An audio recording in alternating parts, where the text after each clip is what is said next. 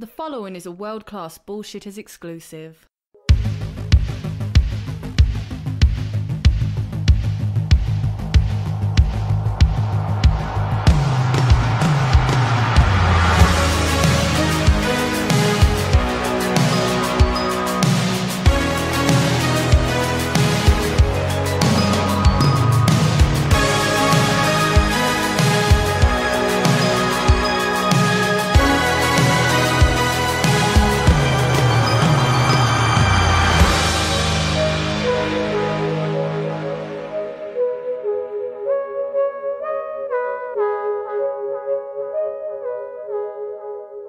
Good morning, pop culture. We are live. It is Friday, finally, November 16th, 2018. It's 7:51 a.m. and it's time to start the greatest morning show in history.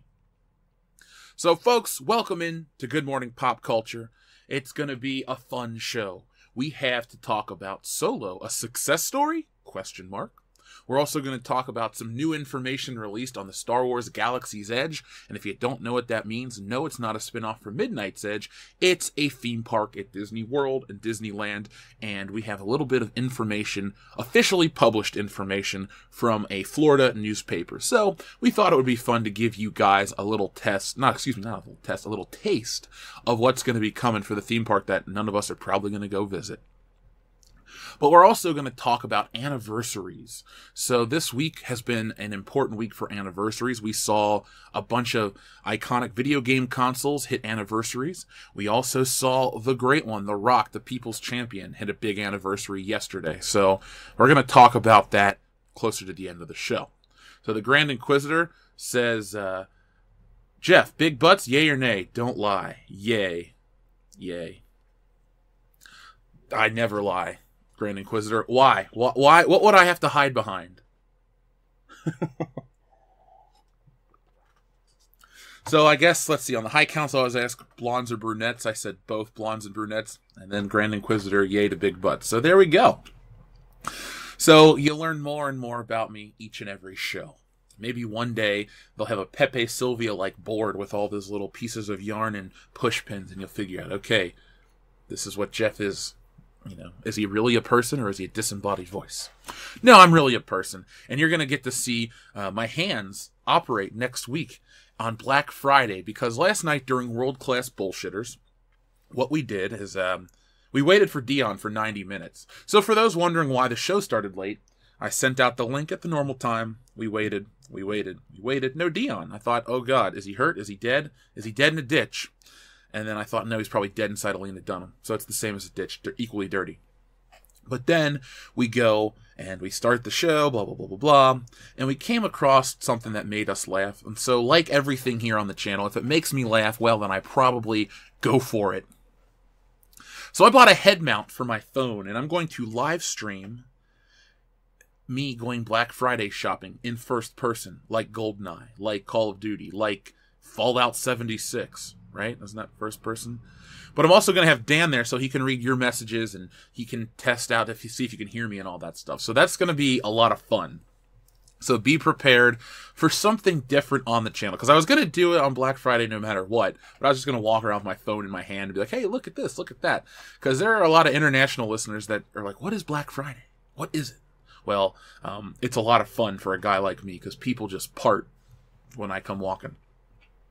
So that's going to be here next Friday because this coming week is going to be an odd week for the channel. So you will have Good Morning Pop Culture on Monday and Tuesday, the High Council. You'll also have on Thursday night a Planes, Trains, and Automobiles commentary released here on the channel for you guys. So if you're at dinner and you have done everything you need to do, go home or with your families, watch Planes, Trains, and Automobiles and listen to us talk about it. It's the more, I wouldn't say the lesser John Hughes film, but when you talk about John Hughes films, it's always in that second tier. Everyone says The Breakfast Club, Pretty in Pink, Weird Science, Ferris Bueller's Day Off, and then Planes, Trains, and Automobiles kind of comes in right after that. But it's a fantastic, heartwarming film, and we're going to be talking about that. So we're waiting for more people to roll in this morning. We're doing pretty well. It's Friday. It's a weird week for entertainment. I said this last night on the podcast. the whole world, in terms of entertainment, was saddened by the passing of Stan Lee. And that's really all there was to talk about this week. There were little bits here and there, microaggressions based on celebrity stupidity, but nothing else. I mean, let's be honest. Right now, the entertainment world is mourning the loss of Stan Lee, and they're, dealing with those wildfires out in California. So, real news is overtaking this week. Plus, next week is a holiday week, so the big news will be, hey, I got Donkey Kong for $35. So, probably on the week of the 26th is when entertainment news will pick back up. Speaking of the week of the 26th, that is the week where World Class Bullshitters hits episode 150 on the 29th. So, for those who are patrons who thought they were going to get the bonus content, it fell apart. So, what are we doing? Well, we're going to do it again live without the other guys. So, be prepared for a barn burner of an episode at 150. Let's see. Tim Riggs, good morning, pop culture. Good morning, Tim Riggs. Oh, man. It is a good morning. It's cold as shit here. And it's only 30 degrees. Some people are like, 30 degrees? Ha! I deal with, sub-zero temperatures. Well, I'm not an ice road trucker. I don't like the cold, but I'll do. I'll make do. I got my coffee. I got my podcast to do. And we're going to have a lot of fun.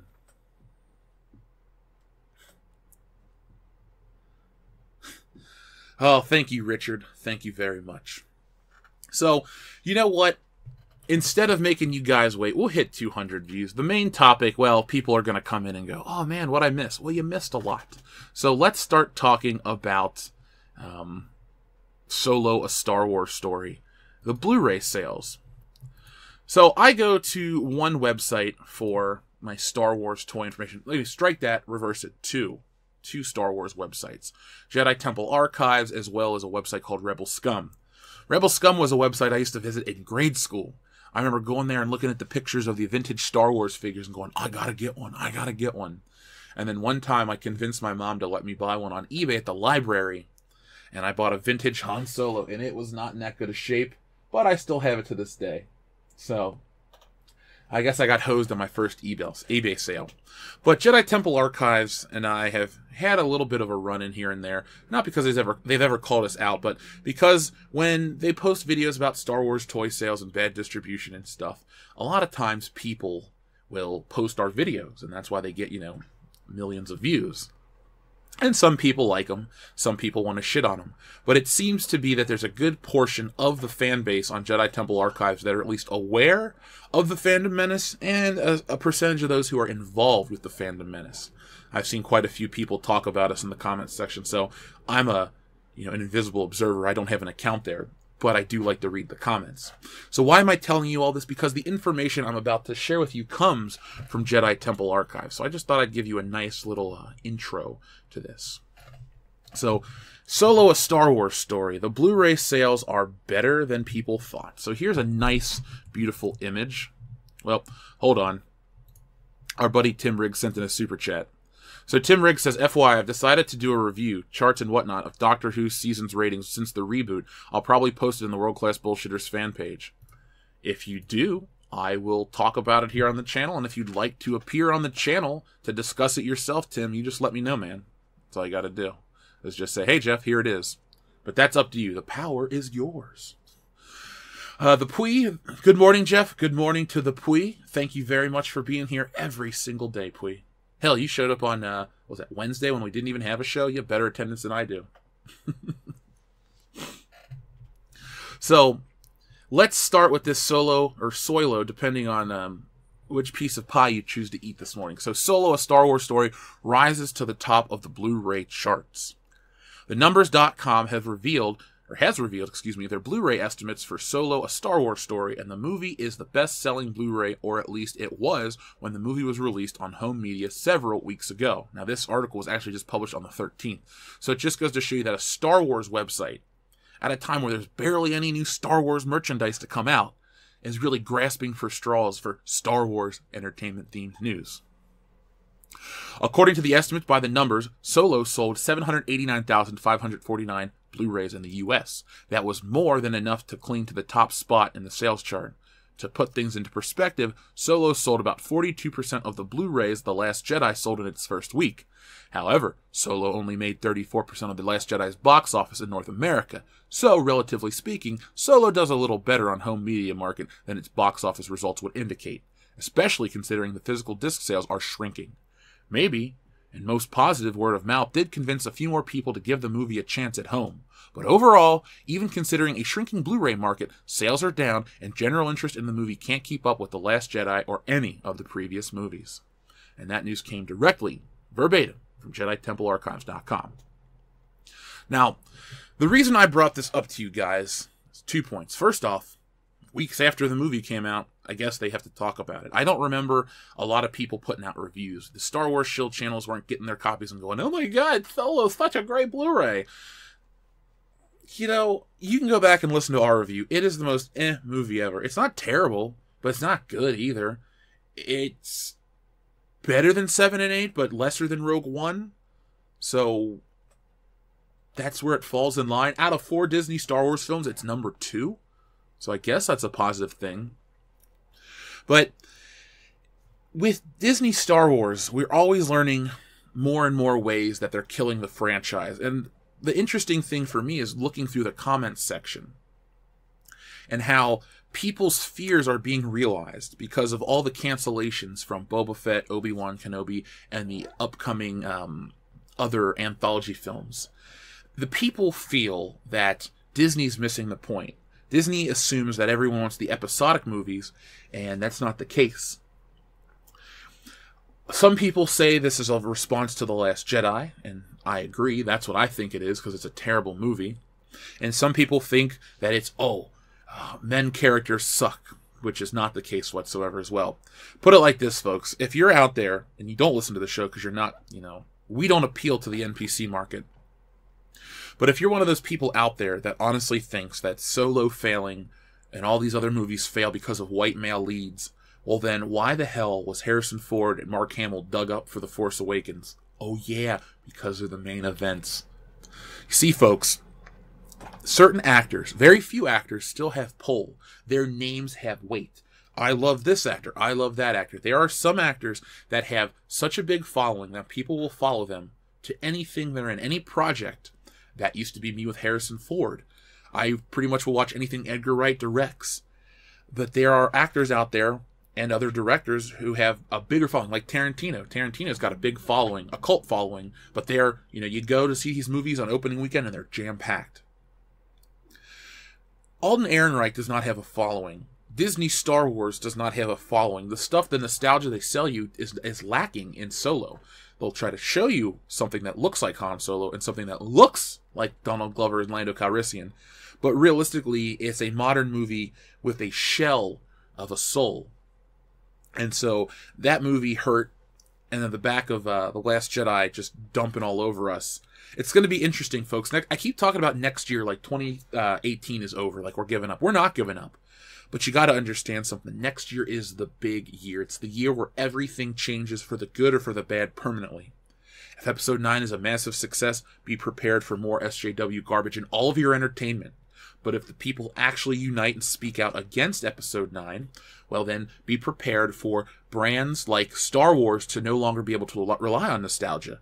You will no longer see them dusting off old franchises, making them politically correct in a 2018 or 19 lens, and then pumping them out there. So, if Star Wars Episode 9 fails, and that is the last look at this new trilogy, you will not see them dig up old franchises like a Ghostbusters again, or Indiana Jones, or stuff like that.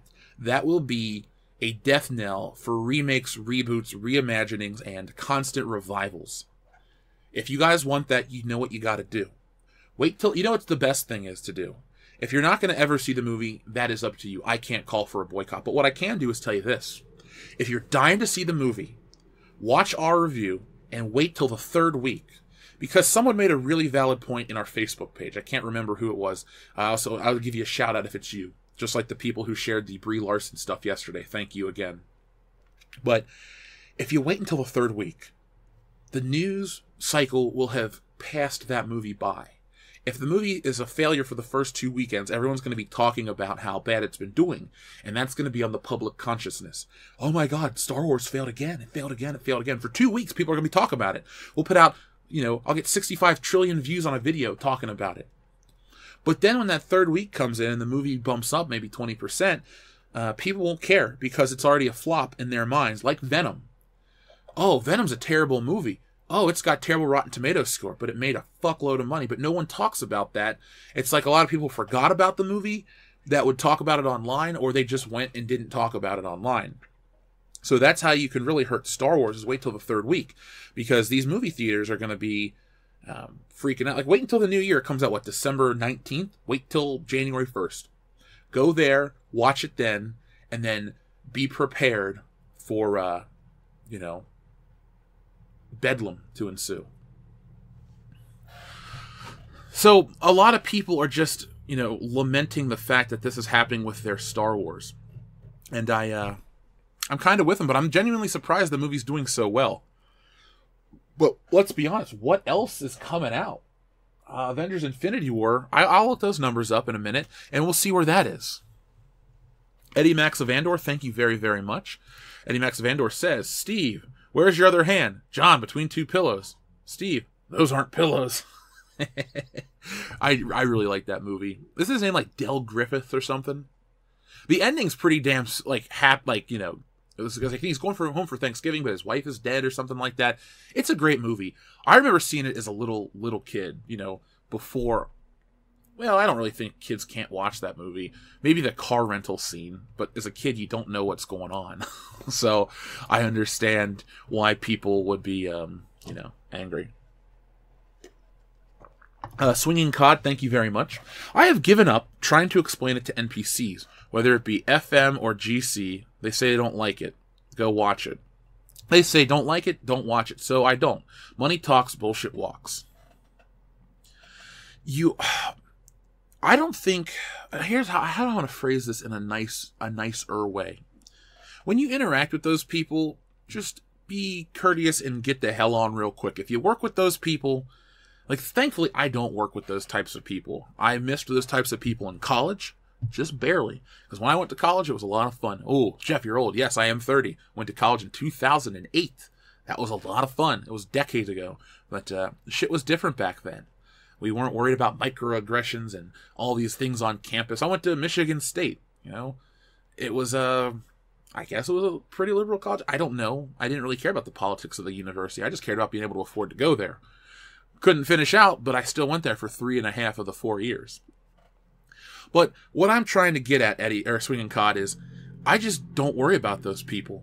You let them live in their ignorant lives, and you move on. And here's the thing. Okay, so how do I put this in a computer phrase? I won't say it. I won't. My point is, eventually they'll stop towing that company line because it'll change, it'll evolve into something else, and all you'll do is still ignore those people. When you don't go watch the movie, especially with Captain Marvel or something like that, you could, instead of saying here's how I deal with it. I can tell where to pick my fights with people in person. So, for example, let's say I'm talking to a girl at the gym who happens to be wearing a Captain Marvel shirt, and she makes some kind of comment. Oh, did you see the movie? I go, no, I don't really like comic book movies. And that's the end of the conversation. You can just kind of move out. But then if you see some dude you kind of knew from high school who was the funniest thing are the people who go from different cliques. So in high school you were a burnout. Now you're an NPC. Then you're this, then you're that. You don't have any identity of your own. For a guy, I don't know, I'll just use me because I'm the only person I know as well as anybody else, or better than anybody else. I've always been me. I've been in this group a little bit, here, and there. But I've always been me. I've always had my own identity. A lot of these people don't have their own identities. That's scary. I couldn't imagine living life as a robot, just an automaton. You know what? You know that Chewbacca toy you guys wanted me to review, that weird furry one? Well, I found one in the wild. I actually filmed it at a Best Buy, and I kept pressing the button in its chest and playing around. And it has a set routine, 1 through 10, and then it loops. 1 through 10, and then it loops. That's what those people are. They're just 1 through 10, and they loop. That's all I can say.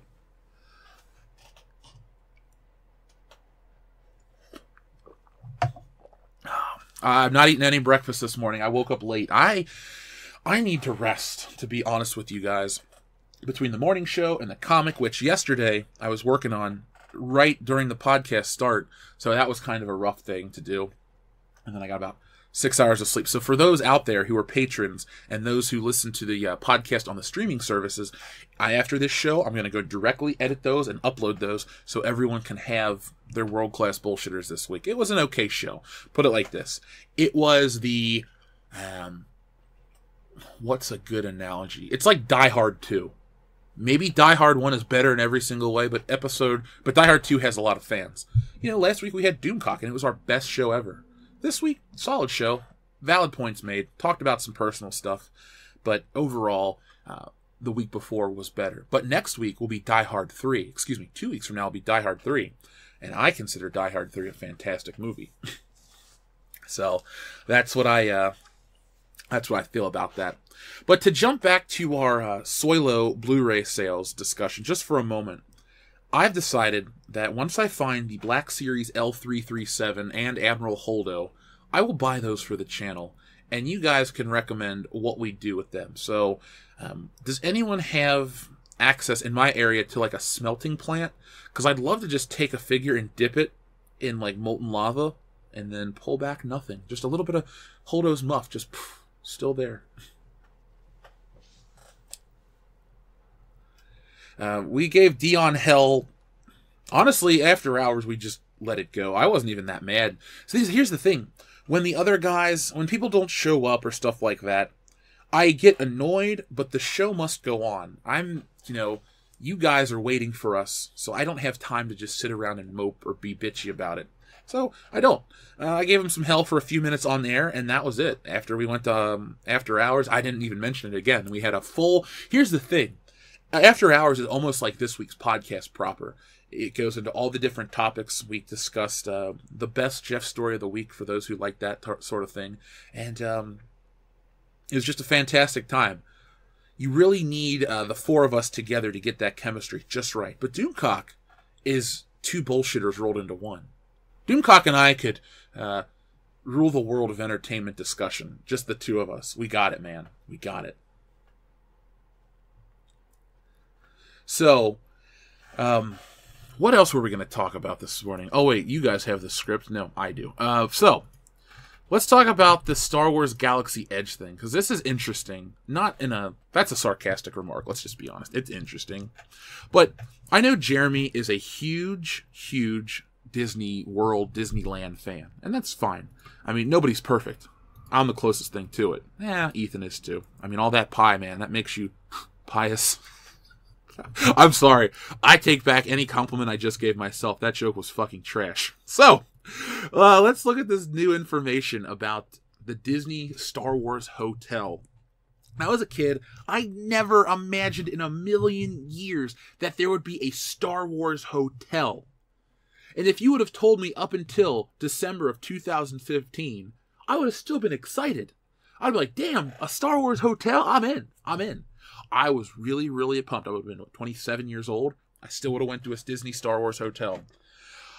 Fast forward 3 years, and my favorite thing has become the bane of my existence. But there are a lot of stupid kids out there who want to go see this. You know what? The kids aren't dumb. Their parents are dumb for forcing it. I feel bad for the kids who want to play, like, their Nintendos, and they want to watch Steven Universe and all this other crap that I don't relate to.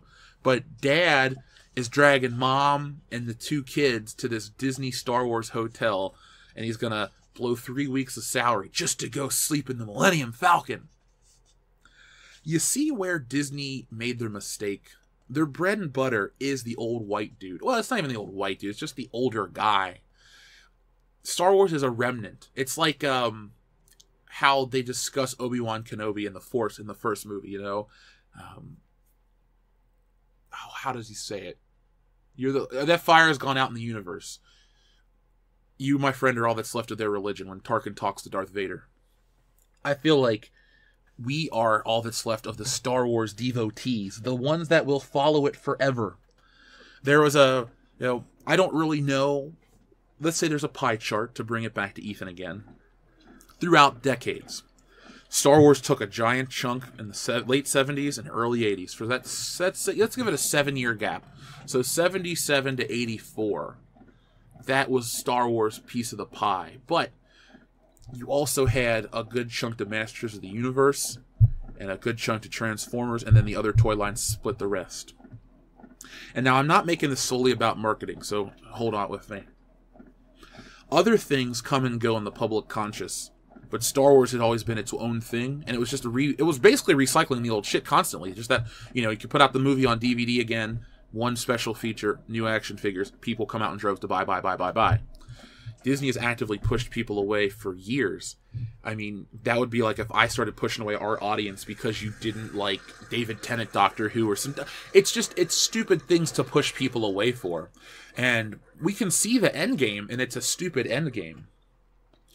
I would always think that right now you would want as many things as possible, you know, in front of you. Oh, we want 1,000,001 people coming to watch Star Wars, not, you know, one person, one people. Lycan645, thank you very much. Hi Jeff, have you ever seen the TV show Taboo starring and funded by Tom Hardy? It's co-written by his dad and Stephen Knight. It's really good. I've never heard about it, honestly, Lycan. I'm going to do what I always do for people that have recommendations. I am going to take a picture of your super chat so I can look into it over the weekend. I will have a little bit of time. I'm going to watch Survivor Series, so if you know, any of our wrestling buddies out there, you're going to, you know, I'll talk about it on Monday for like 2 seconds. But Lycan, I have never heard of that show at all. Funded by Tom Hardy. I'm not the biggest Tom Hardy fan, but I do respect his talent, and I like him enough. If he played Bond, which I don't want, I would be willing to give him a shot. I was so down on Daniel Craig in 2006 that I saw Casino Royale, and I kind of changed my tune. I bought the DVD the first day it came out, and then I got the video game 2 Christmases later, and then Quantum of Solace came out, and I just was like, it was okay. But then I waited 4 years for Skyfall, and I really liked Skyfall, and I really liked Spectre, my first viewing. I can't believe it all comes back to James Bond. But I'm behind, in the back of my mind, I'm waiting for him to leave, is what I'm trying to get at. If Tom Hardy was to follow up Daniel Craig, would I want it? There are better choices, but I would be okay with it. So, Tom Hardy is decent. There are times when he's terrible, like, was it Child 47? And I haven't seen Venom yet, so I can't discuss it properly. But, you know, I'll check your show out. I'll check that show out, and, you know, give it a watch if I have access to it. So, let me just give you guys a little bit of information on this new Star Wars hotel. So, listen how exciting this is. The hotel is being constructed just south of Disney's Hollywood Studios, which will open Star Wars Galaxy's Edge, a new themed land next year. The documents filed earlier this month are labeled as Project H, which has become the hotel's code name. They include a diagram of what appears to be the hotel's first floor layout, which includes rooms, a dining area, and more. Here are 5 things we noticed about the new hotel permits. Hotel guests could travel by shuttle. Disney previously said hotels would be seamlessly connected to Star Wars Galaxy's Edge, but the new permits give us a better idea of how. It appears hotel guests will travel to and from the lands via a shuttle, hopefully Tidarium. The permit shows an exclusive area designated for shuttle parking. The shuttles could be themed to keep hotel guests immersed in the storytelling aspect of the hotel experience. That would be smart. You know how you would get my money? If they looked like the old Imperial troop transports from the Kenner line from 1978, 79. I don't know exactly what year the troop transport came out, but it's really ugly. It's like this big gray brick, and you stand in it, and you put this thing over your shoulders, and it like rides you along. I want utility over comfort in the Star Wars themed lands, so I want to sleep on a brick like Han Solo. Guest rooms include cabins and first class cabins. The permit shows how guest rooms are labeled as cabins followed by a room number. Larger rooms are called first class cabins. The documents show 2 first class cabins and at least 32 standard cabins on either side.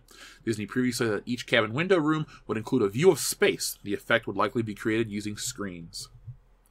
You know, folks, for a small fee, I can come to your house, we can watch Star Wars, and I can make your windows look like outer space. We'll just get a big TV, we'll tape it to the window, we'll run it through your outside power supply, And there you go, space, the final frontier. Shit, we could play Star Trek, Star Wars, Spaceballs, Event Horizon.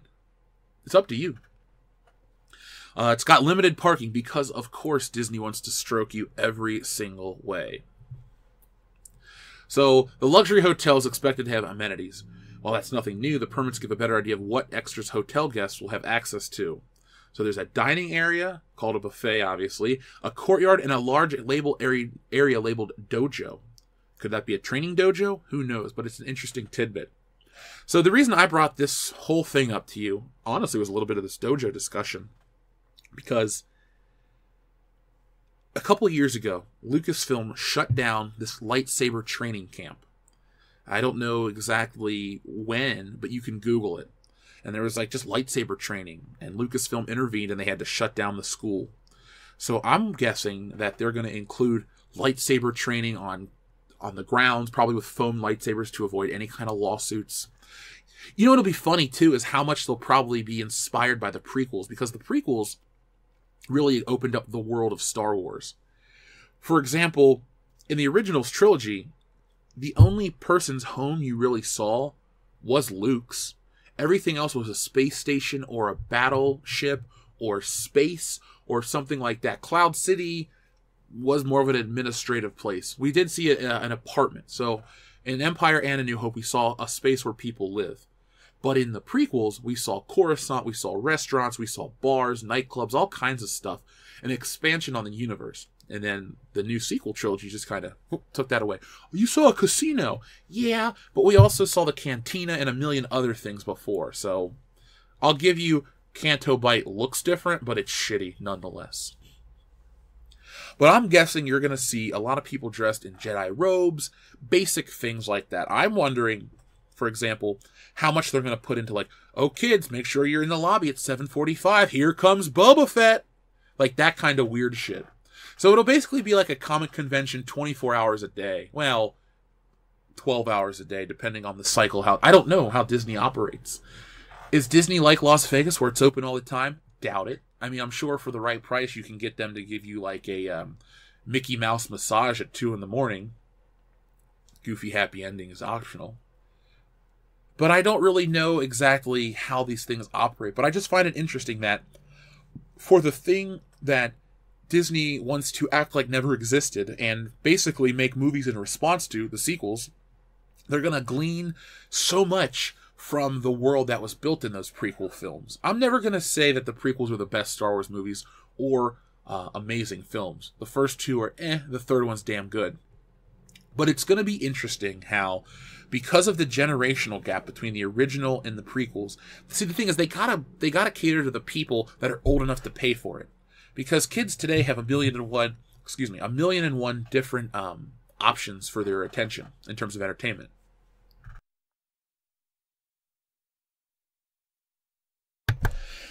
Star Wars, the prequels, where they're out in the time where you had Spider-Man, you had Lord of the Rings, but still nothing was merchandised and marketed in a big event like the Star Wars. And yes, I called it the Star Wars. We're going back to 76, baby. 1976, not 1776. I don't need to sell you any water filters this morning. But I also know that this theme park, this mistake in the making, is going to have a bar. They said how they'll actually sell beer in the Disney Star Wars land.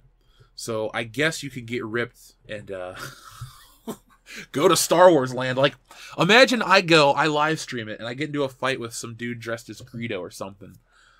Or like, there's a Jabba the Hutt. You know, you could have a Jabba the Hutt parade. That could be kind of cool. They just pull along a big animatronic Jabba the Hutt for, you know, every 4 hours at, was it the main streets of Tatooine or some dumb shit like that. It's weird to think Jabba the Hutt's this big crime lord with all this power, but he lives on a shithole planet. He's like king of the trailer park. Yeah, he's got everybody working for him, but he does live in trash. Michael Rodriguez says, morning Jeff, morning Dion. What's the haps? Talking about Hotel Star Wars? No, Hotel Rwanda. Yes, we're talking about Hotel Star Wars, Michael. I'm just messing with you.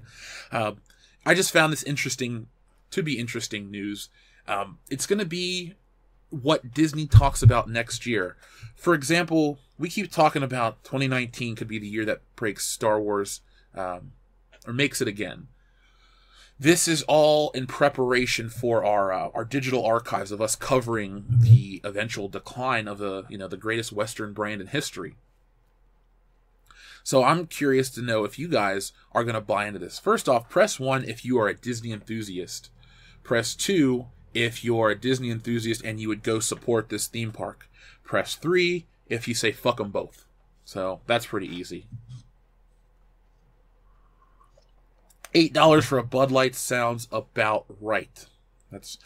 It's funny, you guys are joking about $8 and $10 beers. I go places, like I go to WrestleMania, which I gotta buy tickets at 10 a.m. this morning, so I'm gonna close the show out at 9:50 on the dot so I can go to WrestleMania.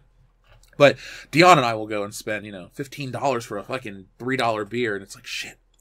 So normally now so a lot of people, Jesus, mostly 3s. Holdo's Muff though, 1 and 3, those are interesting.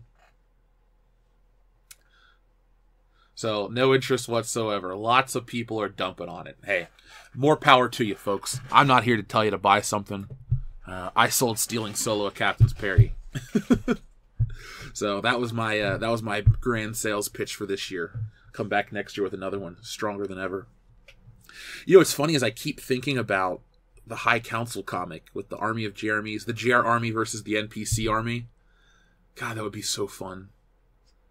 Maybe we'll even have like a super NPC. I actually have a comic that falls in line with this stuff, but I haven't ever talked about it.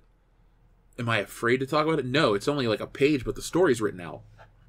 But I really like the concept, but it wasn't a strong enough concept that would have actually got people here on the channel to buy it. So maybe when I do anthology issue number 1, the Redux, or number 2, or whatever we number it, I'll throw the story of Wingman versus blank and the blank blank in the comic as a bonus gift.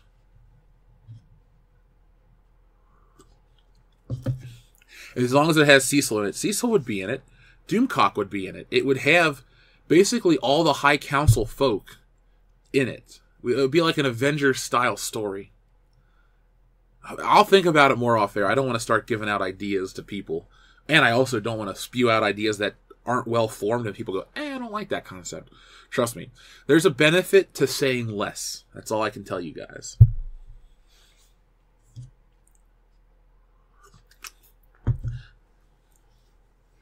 So, this Disney thing is the future for them. Hopefully it doesn't fail. And I'm being so serious about all of that. I'm looking for, the actual grittiness to Star Wars. I'm not saying we need to go back to a Dark Knight level of everything's going to be dark and gritty, but I would like some tense moments in Star Wars. Like, you need good characters in dangerous situations to make me care. Good characters and dangerous situations and Jeff caring and so it's all 3-3-3 fails.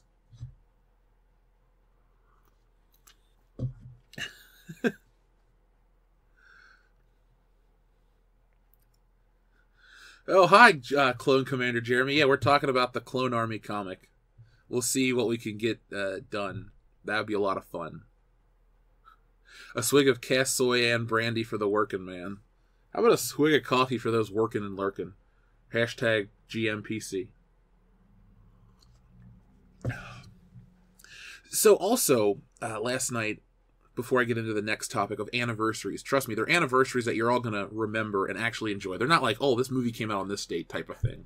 Because this, span of time in November every year is a very special time to those in the geek community. Because, you know what, fuck what I was going to tell you guys. That's a perfect intro. So, let's start talking about some anniversaries. So yesterday, November the 15th, was 3 specific anniversaries that I forgot to mention. So first off, let's take it back all the way. This is the one you guys will probably care about the least, but you know what? I can't have this show and not talk about this right here.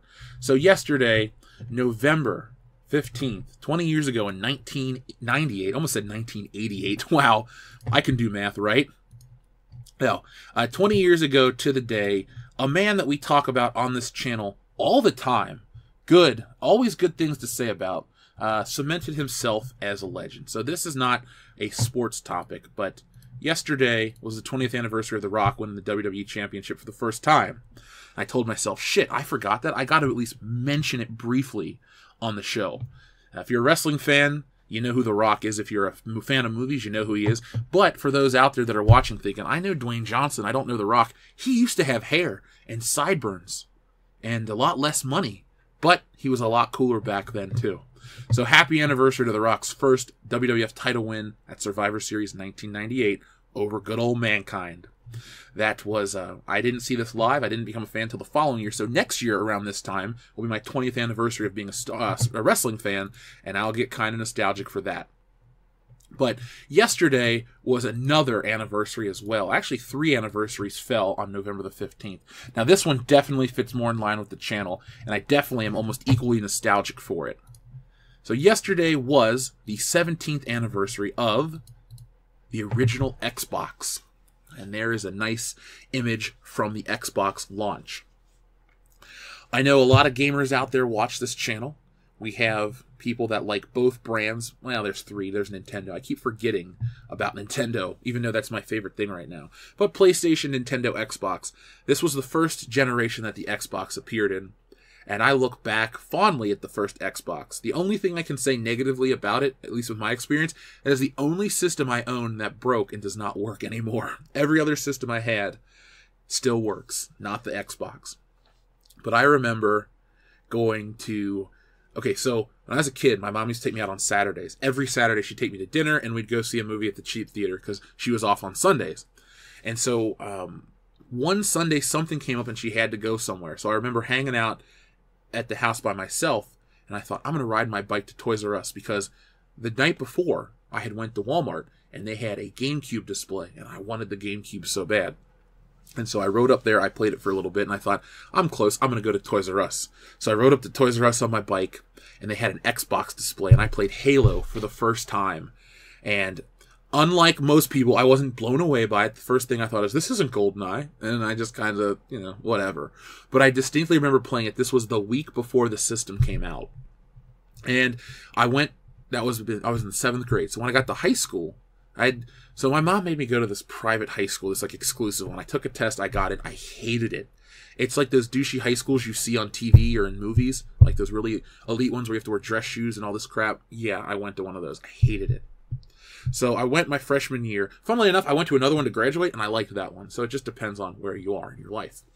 But they had Halo, and that was my first experience with LAN parties. I didn't know what a LAN party was. We had the internet. I had a Windows 95 computer in the year 2003. Actually, no. I did get a new computer in early 2003. But I was rocking that, and I had dial-up internet still in 03. So I wasn't as cool as I am now. Looked the same, though. But eventually, that year for my birthday, I got an Xbox, and the rest was history. I had a lot of fun with that system. My first game was Star Wars The Clone Wars, actually, because it came with the system. So I remember playing Clone Wars, oh my god, for countless hours. Because I had already had a PlayStation 2 and a GameCube, but something about the Xbox really captured my imagination. It was so cool and different. And then I had Metal Gear Solid 2 on that, and I didn't get Halo, actually, ever, the first Halo. I got Halo 2. And I played the shit out of that. I had wrestling games, James Bond games, you name it. If it was a big multi-platform exclusive, I got it on the Xbox because the Xbox was the most powerful system of its generation. But also, by the way, tell me if you guys like Xbox at all. It's fun to talk about something old that people don't really collect anymore. But I look back at this and I kind of get that, nostalgic feel just a bit. Because I was in 7th grade when this came out, and I used to watch a show called Extended Play. I don't know if anybody out there's ever heard of it, but most people know who Adam Sessler is. And so I would watch that, and they're talking about the launch of the Xbox, and I was like, oh man, I really want to be at the launch. And you know what? To tie it back to our last anniversary, who premiered the Xbox to the public? The Rock. Yes, The Rock and Bill Gates were at the keynote address for the original Xbox. So that just goes to show you how popular he was at the time, too. It's like, we need a big celebrity. Well, we'll get The Rock. So it still works, 20 years later. I mean, if PlayStation 5 came out and they're like, hey, here to announce it is The Rock, I'd be like, okay, I'm going to listen. Shit, I'd listen to him to announce something I already own. I'm like, I already got a copy, I'm good, but, I digress. But that anniversary was a very special thing for me. So Dragon Han, thank you very much. If Ruin Johnson did such a great job on The Last Jedi, why didn't he film episode 9? He seems to have plenty of time on Twitter. Thank you for making my mornings great. Well, Dragon Han, thank you for making this channel be viable and continue to succeed. I appreciate that. I don't know. I think it's all corporate speak and complete garbage rhetoric on the case of Disney. Guys, remember, they'll never publicly admit failure outside of what Bob Iger said. That thing from Bob Iger was way more telling than people want to let on. Guys, Jeff, it was just a press release. No. It was the first crack in the dam. They admitted to, hey, we may have done something wrong. Everything else was, we're great. We're pushing forward into the next era of Star Wars and this, that, and the other. That was the first time they admitted failure. I'll bet $5 to one person that there is no Rian Johnson trilogy. Because if I say I'll bet everyone $5, that's 75,000 people. I'm fucked. I don't have that kind of money yet. So I'm not going to make a stupid bet like that. I'm not going to take a small loan of millions of dollars from Ethan and be like, Ethan, can I have $4 million to pay 75,000 people? But yes, if it was so awesome, same with J.J. Abrams. If he was so into Star Wars and he loved it so much and he had this grand vision, why not stick it out? It's really odd. I can't think of so let's see. I think Die Hard was directed. I know John McTiernan did the first one, and I guess he did 1 and 3. Number 2 was directed by Rennie Harlan. So that's a trilogy up until the 4th one came out, where you had the same director bookend it, but somebody else came in the middle. Star Wars, they all had different directors in the original trilogy run. Burton did 2 Batmans. Steven Spielberg did all the Indiana Jones movies. But it's kind of weird. It's going to be tonally different. Because, with Die Hard, the formula is just guy in a small location with a few bullets, fights off terrorists, end of movie. He saves the day. With Star Wars, they built so many things, they canceled them out. It's almost like they have to negate Episode 8. And if you have to cancel that out and not talk about it, why would you give that guy more work? Why would he be the guy, if you know what I'm talking about? That's all I'm saying. If he was truly so great and he was going to do the next thing, that's not the case. Mareth Dealine, thank you very much. We saw on the news just now The Rock has a new athletic game show called A Rock and a Hard Game. Oh, Jesus. Rock and a Hard Game. I don't think I'm going to watch it. No, Alphamar Datilis. I went to that school because I'm a damn good student and I got a scholarship, so there's a difference. Yeah, it was the cool system at the time. A lot of people still love it. I still play it. Oh yeah, Battlefront 2 from 2005 was on the original Xbox.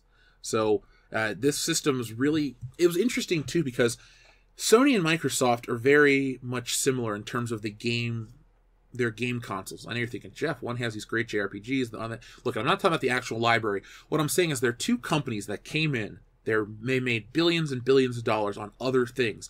Microsoft and Windows and all this other technology shit that they've put out there and made Bill Gates one of the richest people in history. Microsoft had its own money. Sony had its own money from TVs and stereos, the Walkman, all these great, wonderful things Sony had been making bank on for years. So they were able to lose money and put out consoles. And right now, each cycle is different. There's never been a console that's just dominated for each successive release. It's like, Nintendo was number 1 at the NES launch, barely squeaked by number 2, and then Nintendo 64, they were in second place. GameCube, they were in third place. Wii, they were back in first. Wii U, third. It goes up and down and up and down. But all these consoles have these life cycles that make them the hot thing, the cold thing, all these different things. And right now, Xbox is on the outs. It's the least popular system, I feel like. The PlayStation 4, whose anniversary was yesterday, yesterday the PS4 turned 5. And I got that Christmas because, sad story, somebody broke into my house and stole all my shit. So my mom's boyfriend was like, well, what do you want for Christmas? So he bought me a TV to replace my old one, a computer to replace my old one because I needed it for school, and bought me a PS4 to upgrade from the PS3. So that was a damn cool thing to do. And that's kind of what I think of when I think of this system. There's really not too much for me to say about the PS3 outside of it. Sold 84 million units, and I got one right here next to me, which I've used for Red Dead Redemption, which I need to bring back. I had a lot of fun with that.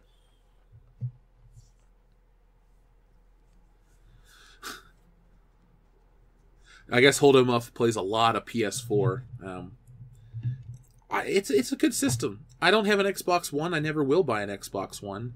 I don't really have any love for it. But yesterday, I should have covered this yesterday on the show, but we had so much to talk about. But I mean, the PS4 is in its final the life cycle is coming to an end, which is nice.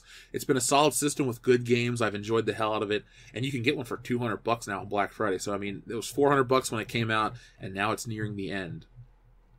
But this weekend, since I'm not going to have any shows, there's going to be quite a few anniversaries that I wanted to talk about as well in terms of games. So the 18th, which is what? Sunday. The 18th of November 2018 will be the 17th anniversary of the GameCube.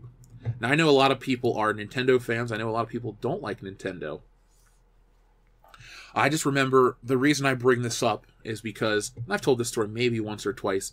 My grandma, who's a super religious lady, old school, left church early to take me to buy a GameCube. I mean, it's like we sat through the Mass, she got the communion, she goes, "Let's go." And I'm thinking, oh shit, we're leaving early? I didn't even ask her to leave early. And she gets me to Toys R Us, and there's 2 GameCubes left. I get the second to last one. And got the system, took it home. It was an early Christmas/late birthday present for me, because my birthday's in October, and this came out about a month later. And with Smash Brothers coming out next month, and then this, it's just like a nice way to remember all these things. I love an anniversary where it's like, oh man, this happened so many years ago, and now here's the new one, and I look back at the old one. It's how Star Wars should operate, because it brings back a flood of positivity and good memories. Not so much like I think back, oh man, December 15th is the 3-year anniversary of The Force Awakens. Ugh. You know, I don't go back. I'll never look back in a positive way and say, man, I really missed December 15th. No, it's like, oh shit, November 18th, 2001, day long remembered. I remember going to breakfast at Frisch's Big Boy, and my grandma kept the GameCube in the trunk, and all I could think about is, I gotta get home and play it. And then she's like, well, we're going to eat first. So my grandma was a good lady. Still alive and kicking, thankfully. That's all I can say. Still alive and kicking. So that was a good memory. And then over the weekend, on Monday, the Wii turns, 12? And I've told that story recently, so I will spare you the details. But I waited 14 hours in line at Best Buy for a Wii. I got it. I took it home. I played Zelda. It was amazing at first. And then, you would go to people's houses and they would have one too. Or I would take mine because it was hard to find. And you played Wii Sports, Wii Bowling, all this shit. You had a good time. And then I kind of just stopped. Because about 2 weeks before the Wii came out, I got an Xbox 360. So I played the Wii through Zelda, and then I went back to my 360 and, played the big boy games. And that was how my perception of Nintendo was for many, many years. Until the Switch. And now we're back to where everything kind of, makes me happy.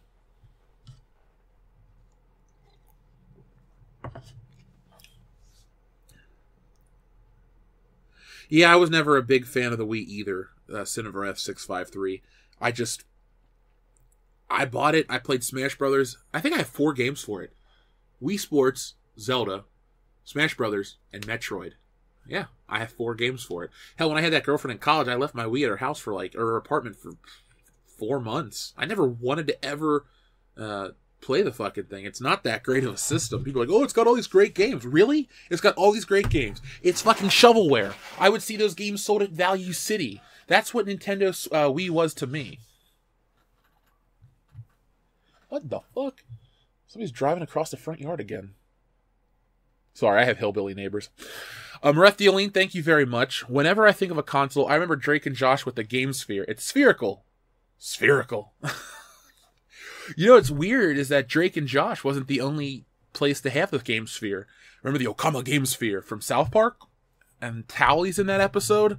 I remember. That was a good episode. I gotta catch the newest one about Red Dead Redemption. Yeah, Holdo's Muff remembers.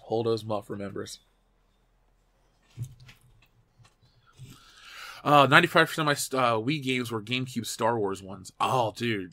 To bring it back to Star Wars, man, that was my launch title at the GameCube.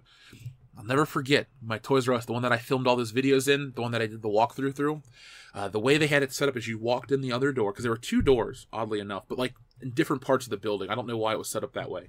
But you had 2 doors, and you had to walk around, and then they gave you a ticket for your GameCube, and then you could go in and pick up your accessories and stuff. They actually had those out. So I had in one hand a memory card, and then I also had a copy of Tony Hawk in it. And in the other hand, I had Star Wars Rogue Squadron. And I was like, which do I pick? Which do I pick? Which do I pick?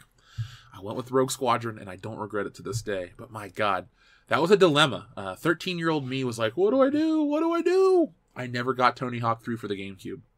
Just goes to show you. Did I play any Gears of War games? Shit, if you would have known me back in the day, it's all I played. That's about this time of year too, November. My buddy Toph and I in college, we went up to the Meridian Mall. I lived on campus at Michigan State, so I don't ever tell where I live now, but you can look it up. I lived in the dorms in Rather Hall at Michigan State many, many years ago, a decade ago. And we didn't actually take the bus, because sophomore year we all took our cars to college because we lived out of state. So Toph drove us up to the Meridian Mall, and we all got Gears of War. I got the deluxe edition with the red metal box and all this stuff. And, it was cool. It had a DVD. Yes, a DVD was a special selling feature back then. And we went back and we played it. So I played Gears of War 1 through 3. I loved the story. And then I got out of it. So I haven't played Judgment or number 4, and I don't plan on it. But back in the day, man, I was good too. Always play that shit on hardcore. Headshots. I love third-person action shooter games. Uncharted, I'm about to finish that. That was a fantastic game. And I think on Black Friday, if I can find it cheap, I'm going to get Uncharted 4.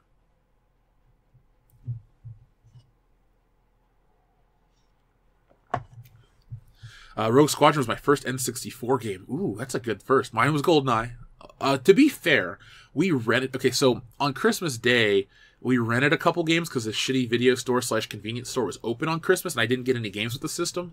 So I rented that. I rented Mario Kart, and I rented Turok. And I played Turok for a little bit because I knew GoldenEye was going to be the next day, and I couldn't wait. And then I played Mario Kart a lot because it's Mario Kart 64. It's a fantastic video game. Jeremy would agree.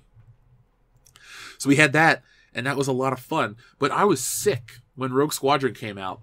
Wait, Rogue Squadron had already been out, but that following April, I was real sick, and my mom's like, what do you want? Do you want something to eat? Blah, blah, blah. And for some reason, I started talking about how I wanted Rogue Squadron, and so she took me out and bought it when I was sick. Great mom, but just an odd story. It's like, yeah, I was sick. I went out, and I got Rogue Squadron, and then I was still sick, and I played it. I played Vigilante 8. I remember those advertisements. Holy shit, I'm feeling old. That's okay. I still have my old Nintendo powers. I still have Episode 1 Racer as well. That was a great game. That was the greatest thing Episode 1 gave us. That game and then the lightsaber fight. And yes, I too still say I got stuff on tape. There's nothing wrong with that. It's just an old turn of phrase that'll never go away. It's funny though. There is such a big market for VHS collectors, and I don't get it. I have some VHS tapes that I pick up to collect for like Beverly Hills Cop reasons, but I don't have, I don't have a VCR that I'm going to hook up. Like I have a wrapped copy of Beverly Hills Cop from the different release. I have the original release that's open. Shit like that I'll collect, but never would I ever go back to VHS tapes or cassette tapes. Those things sucked for your music cassettes. All garbage. All garbage. I actually love enjoying having my phone with everything ever on it. Let's see. Yeah, I say it all the time, says Nathaniel Rourke. Okay, King Eric, I gotta admit, yesterday I didn't really leave.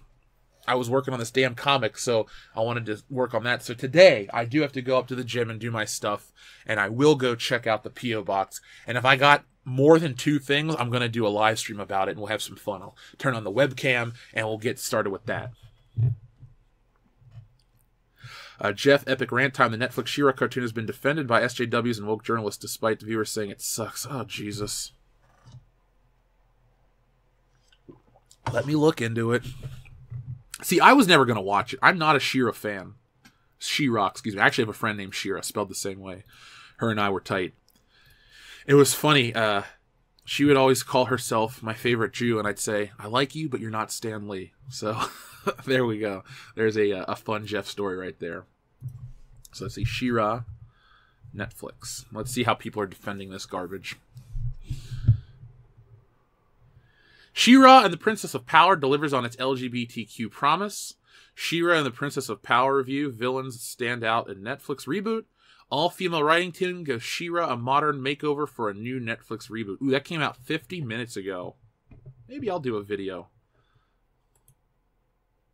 So, none of these ladies were even fucking born, it looks like, when She-Ra, Princess of Power was out on TV. And I think they just are. Let's see. Here's the writing crew, and let's see what they have to say about this. So, in the fall of 1985, television audiences watched a young woman named Adora raise up a magical sword and transform into She-Ra for the first time, a fearless warrior princess committed to ridding her adopted world of evil. She-Ra was a natural leader. She was powerful, loyal, and confident, and she was doing the right thing. She is also the rare female character leading her own cartoon, She-Ra, Princess of Power. But as groundbreaking as she was, the original She-Ra was shaped predominantly by men. Oh no. Co-created by two male writers as a spin-off, He-Man and the Masters of the Universe, in an effort to reach young female audiences, She-Ra was He-Man's twin sister, and her story and identity was always connected with his. Well, it's a spin-off. That's how things are. You know, Family Matters is a spin-off of Perfect Strangers. Oh no, Harriet Winslow. This week, a reimagined Adora made her debut on DreamWorks and Netflix's new animated series, She-Ra and the Princess of Power. She-Ra and the Princesses of Power. And this time, women are leading the charge. I think that there are stories on this show that are specifically very feminine, so I definitely wanted women to have a large presence in the room, said showrunner Noelle Stevenson. It's not to say anyone of any gender couldn't have been an integral part of that room, she added. Ultimately, for everyone in our crew of any gender, the question was, do you love, respect, and are interested in the stories of women? What if they say I'm just... Is this a woman? What is this? I'm an artist. What the fuck am I looking at? Check this out. Let's look at the artwork. You don't have to look at those people anymore. They're, real life is depressing enough as it is. Let's take a look at the cartoon itself. This cartoon is ugly. Ugly. This is the, this will be featured in our Culture War series. Don't worry, I got a whole segment on 80s revivals coming up. I just got to get those out, but you guys will just have to be patient, but I appreciate that. So, this over here is supposed to be She-Ra, Princess of Power. And she's got biceps that rival Triple H. So, I mean, I think she can outlift John Cena. I'm just putting that out there.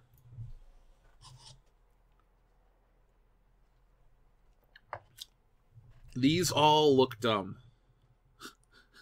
Thank you, Bro Paulo Creed. Damn, that's a burn. Yes, this is our popular culture, and it does suck. Though She-Ra still raises special swords to become a fierce fighter, this new version is more than just a mythical hero. The character has been fleshed out with additional details and dimensions inspired by all female writing staff's own experiences. Oh, great. Just what we need.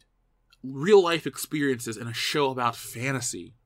I really enjoy the adventures of Luke Skywalker, but I don't think I can truly embrace the show unless I know what Luke's perils were at the DMV where he learned how to fly his T-16 Skyhopper. Because when I want to watch escapist entertainment, I truly, truly, truly want to hear about the perils of real fucking life. See, it's not about it all being a women's only crew. Nobody cares. That's just shit that the LA Times is promoting to get people interested. Oh, some woman with a fucking weak-ass husband and some stupid kids will be like, oh, this is an all-women's created show. I'm going to show this to my children and how important it is. And if the kids aren't into it, the mom's going to get upset and offended. But you know what? They're really not selling it to the kids. They're not selling it to anybody but like 10% of 1% of the population. It's such a small, infinitesimal number. It just doesn't matter. It doesn't matter about this show. What are they trying to do? They're taking an old IP, they're hijacking it, and they're trying to make it about them. It's the most narcissistic thing that you can do. Star Wars is the story of all of us. He-Man and other stuff, I'm not involved. But it reaches a certain type of audience. It resonates with people. This type of shit is the problem with all of our popular culture. You get a very small group of people who don't have real life experience in anything. They get these jobs because of who they know, what weird shit they believe in. They're on the fringe of society in the first place. They come in, they somehow get these jobs, and then they try to shape what people are going to watch and what they think. You know, I don't care if it's male or female. You go look at Married with Children. Oh, I love Al Bundy. So do I. Oh, that's a great show. You know what? There were a lot of women involved with the production of that show. But it is what it is. It was what it was. And it was one of the greatest things of all time. I'm so tired of people thinking you need the so-and-so, you need the female lens or the African-American black lens or whatever you want to call it. What you need is a good storyteller. If you go and you list the greatest female characters in movies, they're all going to be written by men, because the ones that are written by the women are like She-Ra, Princess of Power. Now, that's obviously not everyone. But look at the great ones. Ripley, Dan O'Bannon wrote Alien. Obviously, Lucas wrote Star Wars with Princess Leia, the most famous female movie character ever. You know, Princess Leia is her own franchise itself right there. People love the character. The thing is, she's popular and has stood the test of time. She-Ra, Princess of Power, nobody really wanted this show. Much like the Thundercats revival, this is all about taking a pre-existing IP, hoping to God that they just gloss over the fact that it looks like hot trash, so you get the old audience to watch it and say, oh, they make new Thundercat toys? I bought Thundercat toys in 1986. I gotta get more. That doesn't work anymore. Star Wars shows you when you become adversarial and you just are very overt in your planning stages of what you're trying to do to these properties, people don't buy it. People don't want it. People are fed up with you taking, and I'm talking not just to the ladies that work on She-Ra, I'm talking to Netflix, I'm talking to Hollywood studios as a whole, I'm talking to everyone out there that has the power to make these things. You guys have these plans for entertainment, and people are saying no. You're making so much disposable entertainment that the quality stuff just kind of gets lost in the shuffle of all of this. I could understand if this show existed to tell a great story, but all they're doing is selling you on, oh, these are the stories from a female perspective. Again, it's not really about perspective for me. It's about your lived life experience. I don't think Ryan Coogler needed to have directed Black Panther because he was black, because no one has the life experience that T'Challa has. A king from a mythical place with superpowers and magical warriors and technology that'll never exist in our lifetime, and energy shields and armored rhinos that you can control with a fart. All of those things are not real. You do not need a black man's perspective to make the show, the movie, anything. They're fictional characters, like they say in Jay and Silent Bob Strikes Back. Fictional characters. Am I getting through to you at all? These characters aren't real. They don't need your touch, your personal touch, because these people are out of touch. They don't get society. They don't get history. They don't get what tells and makes a great story. To jump back to George Lucas, the dude studied Joseph Campbell to an excessive degree. The guy got the hero's myth, and that's why Star Wars works. These other people that created He-Man, that created Legend of Zelda, that created all these things out there, and I looked at my Link figure, so that's why I said Zelda. But these people understand these time-tested stories that appeal to men, women, children, every color, every walk of life, gay, straight, and anything in between. You gotta stop trying to rip apart society and tell stories that everyone agrees upon, because that's how you can break down all of these odd social walls and they want to say everyone's sexist, everyone's a bigot, everyone's this, everyone's that. If you guys made entertainment that appealed to everybody, then no matter how extremely prejudiced one person is, if you have one thing in common, hell, two dudes could come together that have no agreement on anything else in real life, but they both hate this show. They have something to talk about together mutually, and maybe they learn that they're not that different. But shows like this exist to tear apart people, to become popular on the internet. Netflix does not release its numbers publicly unless it's to promote an agenda. Remember 2 weeks ago when they announced how bad Iron Fist, Luke Cage, and how Daredevil Season 3 is performing? That is all in a power play for Disney Plus to say, these shows aren't that popular. We're going to move them and we're going to change them for the Disney Plus streaming service, and that's how you can get them. That is all Netflix does when it's part of a bigger plan, a bigger thing. Netflix is a loss leader in many things. I know they have 120 million subscribers, and I would not know what to do with it. If I had 120 million people watch this show every morning, I would do it for like 6 months, and then I'd retire to the moon or something stupid like that. I get that they make money. I'm not a business analyst. But they put shows on there that don't really get views, but to promote something else. And that's the problem. Entertainment is meant to entertain. I don't think these people who are not even qualified to be a fucking teacher should be trying to teach me something through entertainment. I don't look at She-Ra, Princess of Power and go, that really needs to be an allegory for, workplace inequality pay or something. It's a fantasy show for kids. Let these kids be kids. You're going to grow up and you're going to realize that life is good, life is great, and sometimes life is shitty. So why not let these kids enjoy life when everything's carefree and fun? I mean, I got a good life. I'm very happy. Things are going my way. I'm working hard, making stuff happen. But if you said, Jeff, do you remember the fun days of the early 90s with the Power Rangers and life was carefree? Or when I just got into Star Wars and I had my Millennium Falcon and all my figures and I would watch the movies on tape and I would play with the toys. So much fun. Life was so carefree. I tried to recapture that once. I had some real life stuff I had to take care of, but it was still nice to get away and go look back at that stuff. Don't take that away from the kids either. There's just so many stupid things that get lumped into these shows. These shows are fucking cartoons. The art's garbage. That's fine, but it's animation. I understand that sometimes you need to, cut corners. The only reason I'm a little softer on that is because the Spectacular Spider-Man, I saw the first image of it, I thought the show looked like shit. I watched it, best Spider-Man cartoon ever made. I would kill, not literally, to get that show back on the air. Every other Marvel cartoon that's been out since, everyone, not just Spider-Man, everyone has sucked. Avengers was out close to the same time. See, the Avengers, was it Earth's Mightiest Heroes? That came out right as Spider-Man was in that limbo of, will there be a third season? Will there not be a third season? It was kind of a weird area. So those two Marvel cartoons are the last great shows they've ever produced. Everything on Marvel TV has been disposable, forgettable entertainment. And for those out there that say, you're 30, you're too old for these cartoons, I take you and I raise you Batman the Animated Series. When you have a group of people, creators, that want to make the definitive version of something and not be fucking narcissistic like these ladies that work on this show, you will create a show that sells so well on Blu-ray that they have to halt the release so they can up the production of it. That show alone is holding the DC streaming service together. That show, you can merchandise it 25 years, which we're past, 50 years, which will be to sooner than you think. Shit like that stands the test of time. Kevin Conroy can go to a convention every weekend for the rest of his life, make $10,000 and live off of the fat of Batman the Animated Series because it's a quality show that no matter how old you are or were when it was on, it sticks with you. But do you remember Eek the Cat? Do you remember the countless other disposable cartoons and other products that existed to sell something that didn't really hit? No, you don't, because they were forgettable. And this is just like that. Yeah, it'll live on Netflix and it's a streaming service and it doesn't have syndication issues and stuff to deal with like this. But don't expect to see these new She-Ra dolls, if there are any, because, dolls are sexist. But funnily enough, dolls may be considered sexist by these people.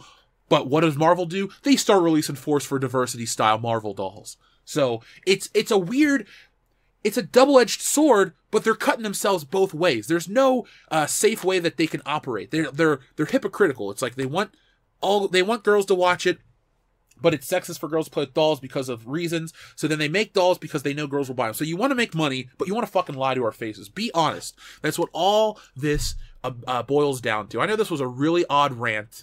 Again, I don't like She-Ra, Princess of Power. I didn't grow up with it. I wasn't even born when the show was on TV. I respect He-Man and G.I. Joe and Transformers. I'm not emotionally attached. People that are older than me or younger than me think Mighty Morphin Power Rangers is trash.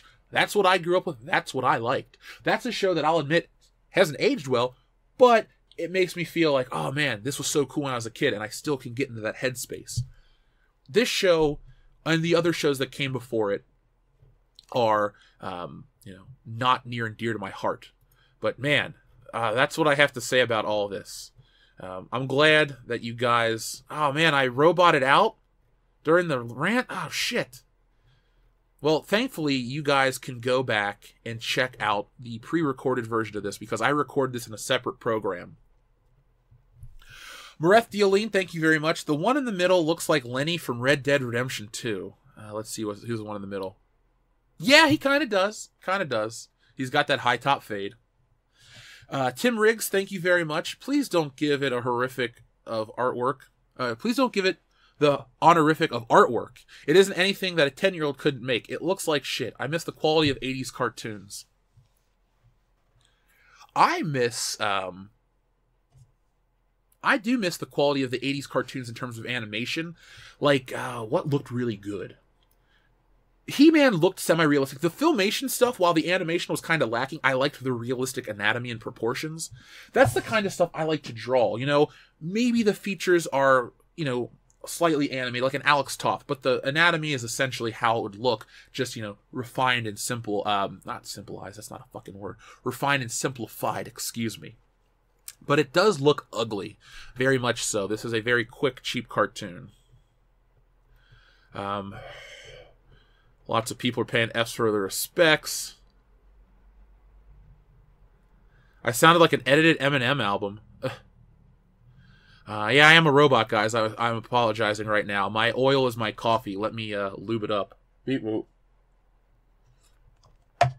Claustoric, Jeff ranting so hard he beep boops bopping. Yeah. I couldn't help that, guys. I'm sorry. I was on a rant. I wasn't even looking at the chat. I was looking at the fucking picture of this show and screaming at my microphone. I was spurging out down a hallway. It was worth it, though. I mean, you know what's weird? They say, you know, you remain calm. That's how you're gonna, you know, live a long life. When I get into a rant like this, I feel energized. Like, I'm fucking pumped. Like, I could do this show for 3 more hours based on the bullshit of this cartoon image right here. It's this stuff that really, really, really grinds my gears. And that's not meant to be a Family Guy reference. But it's not even that it exists. I have no problem with girls having entertainment and boys having entertainment and toys and this and that for different sexes. That's fine. Enjoy it. I'm not here to say everything's got to be like this or everything's got to be like that. But when you politicize a children's cartoon and try to make yourself more important, that's when I get angry. That is when I get angry. Cesario Japan, thank you very much. The journalists are touting She-Ra as for adults, not for kids. Mary Subler, this is 100% the She-Ra of your Tumblr dreams in all the best ways. Fuck! Tumblr dreams are nightmares. I hate to say it, but those people don't spend money. That's why you couldn't sell this show on TV and get advertising for it. You can hide it on Netflix because no one gives a shit. That's why you can see, the thing is, you can market Voltron because Voltron's made millions and millions of dollars on those little robots that they've sold for years and years. So when you go to Walmart or Target or, you know, the remains of Toys R Us, rest in peace, or if you're in Canada, you know, Toys R Us, you can go find your DreamWorks Voltron, the new Lion set, and all this shit. You can build your Voltrons. You'll see a couple foam swords. You'll see some shit. But when you try to make these action figures, and they're geared towards boys, it's not going to work. They'll make these to be the dolls, and then they'll say, you'll get some dickhead on another website, oh, it's sexist that they made She-Ra a doll. Is it sexist that the She-Ra action figure had real hair? You see how this thing, it's just cyclical garbage. It's always to become relevant and have the same talking points. Cesario Japan, I wish you wouldn't have told me about that Mary Sue blurb. You see, I want to make a video about this. I don't really have the time right now, so I'm going to have to use this as my stance on She-Ra Princesses of Power. And yes, it's princesses now because, you know, oh, everybody's a princess. Everybody gets a trophy. Ugh. Now, there's one She-Ra Princess of Power. This little girl or boy in the purple with the armor, not a princess. This dude, not Iron Man, not a princess. This unicorn, on cocaine.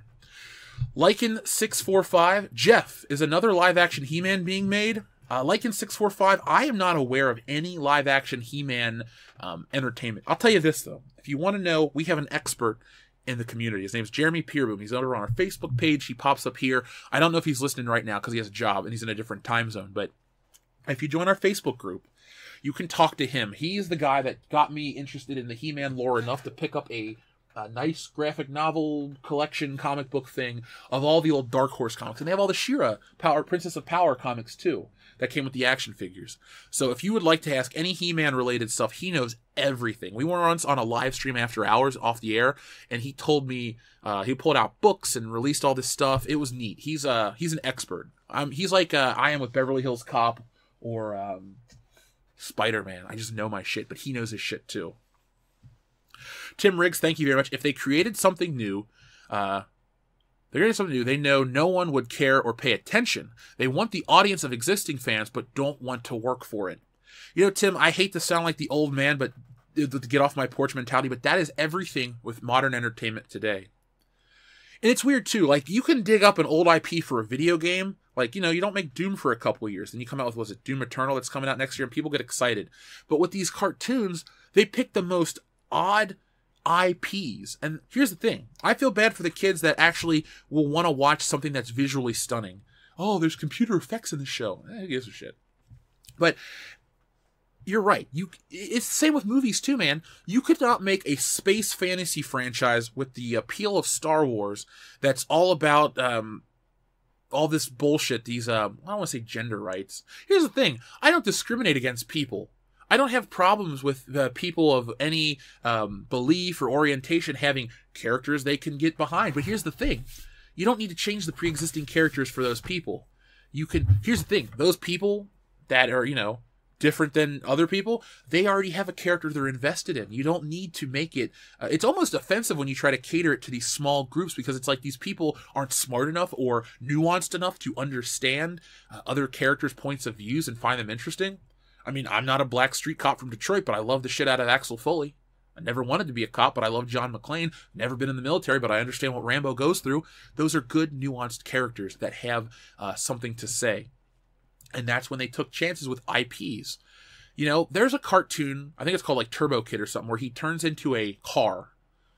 They used to take chances back in the day. Nowadays, they won't take chances. Everyone...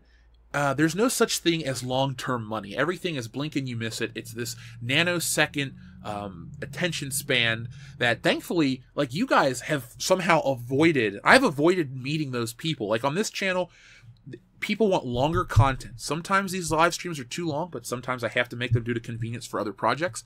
But overall, you guys want 20-minute chunks, if not more. I don't need to make a 3-second video or a 5-minute blurb about something. Luckily that this audience is big enough and you have a long enough attention span to pay attention to these things. But people today don't, and these companies won't take a risk. Have you noticed, like, everything starts to look the same too? Everything's more homogenized. Like, Warner Brothers Animation had a beautiful style for decades, and then they changed it, and people would say, well, it's to update it. Did Bugs Bunny really need to be updated, though? Does Mickey Mouse need to be updated? I would argue, even though I don't like Mickey Mouse, no. Once you reach that, like, golden age look of Mickey Mouse and Bugs Bunny and Daffy Duck, like they had in the 50s for the Warner Brothers cartoons, don't change it. Don't change it at all. They're trying to do these things to make them all look the same. Well, it looks like Steven Universe. This looks like Adventure Time. This looks like this. So everything loses its own identity. And that's a big problem when you take away the identity of something to replace it with identity politics. It's all hollow. And the most offensive part is the people like us who call for originality, creativity, a uniqueness, something to make everything its own, are always chastised and belittled with phrases like bigot, sexist, racist, because these people have a pre-recorded set of responses. It's like, you guys can't handle criticism. You need to learn how to. It sucks sometimes when people rail on you just to be dicks, but other times there are valid criticisms to be had. So that is also a double-edged sword that you have to worry about. Do you pay attention to critics? Do you continue forward with your own vision? I say if you have your own unique vision, you power through with it. But when you fall back on an IP to make it look like trash and then you hide behind stories like this at the LA Times, well, then I think you start to fall into the trap of, how do I phrase this properly? Basically an audience of one, and you were so insular, and then you lash out. Like, for example, I don't know, let's say they make the Wind Waker. Fans of the Zelda series liked it, but a lot of people didn't like the art style, and people bitched about it for years. So they went back to a more realistic Link.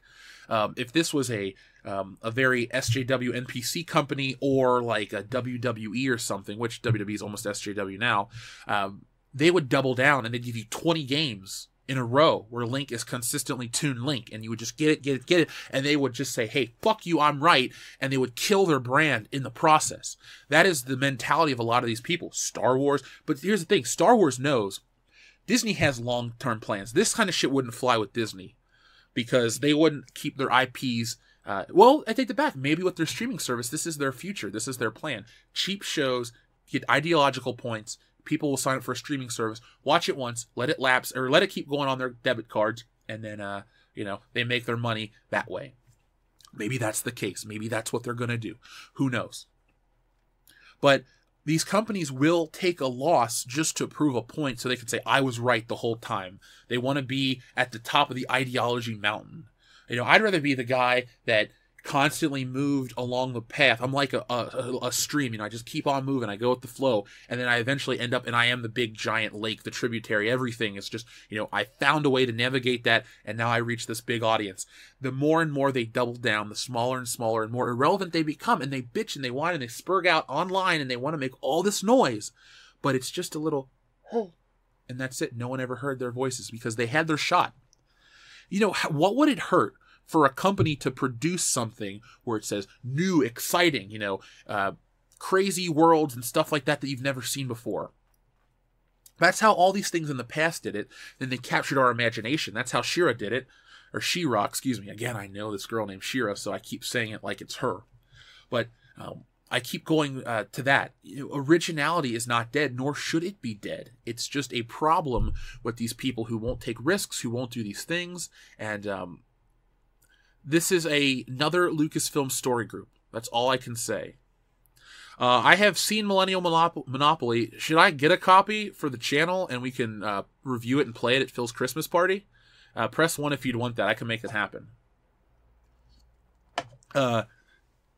Tim Riggs, thank you very much. These people piss me off. It's not just the stuff they F up. They're being given money that isn't even going to good creators who might do something new instead of having to be stuck with it, or suck the fun out of an existing IP. Excuse me. I am still very, very much congested, so I'm trying to breathe and talk at the same time, and it's just, it's sucking the life out of me. But no, Tim, you and I are on the same page about most things. I'm not looking for an echo chamber, obviously, and you're not that type of dude, because I know you personally. But it does anger me. I mean, I'm a guy that, I'm a creator. I'm not looking for a handout, but I had to go and make something funny and something unique. I think that's why a lot of these independent comics and the people that I'm associated with are going to do very, very well, because there's something unique. We're reaching a point where comic book movies are becoming samey. Yes, Infinity War is amazing. I loved it. But Ant-Man and the Wasp, kind of forgettable.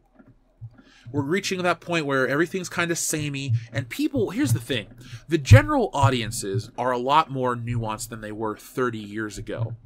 Because when you have the internet, everyone has access to this, access to that. Some people will look at this cartoon and go, okay, and then they read about the history of it and they seem interested, and then they read an article like this and they go, and then they see it and they go, too. But if you give these people something that they've never heard of, and you say, like, in the vein of Star Wars, okay, people think the Star Wars. Okay, I like Star Wars. This is in the vein of Star Wars? I'll give it a shot. Like our friend Yakov Merkin in his Galaxy Ascendant series. You're tired of Star Wars, but you like sci-fi fantasy, well, then you would check out that. Or Lunatic City series. Those are the cheap plugs for the day. By the way, folks, if you ever need that, contact me. We can hook you up.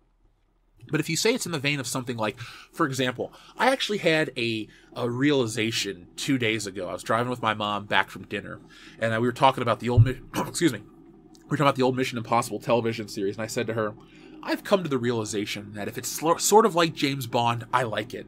Like, I will watch anything that's kind of like James Bond. Man from U.N.C.L.E., Mission Impossible, The Saint, The Avengers, the real Avengers that came out before the one that we all know and love. I'm a sucker for all of that type of espionage branding. Even in anime. I don't even like anime, but I love Lupin the Third and Golgo 13. I buy into that sort of thing. I just, I like it.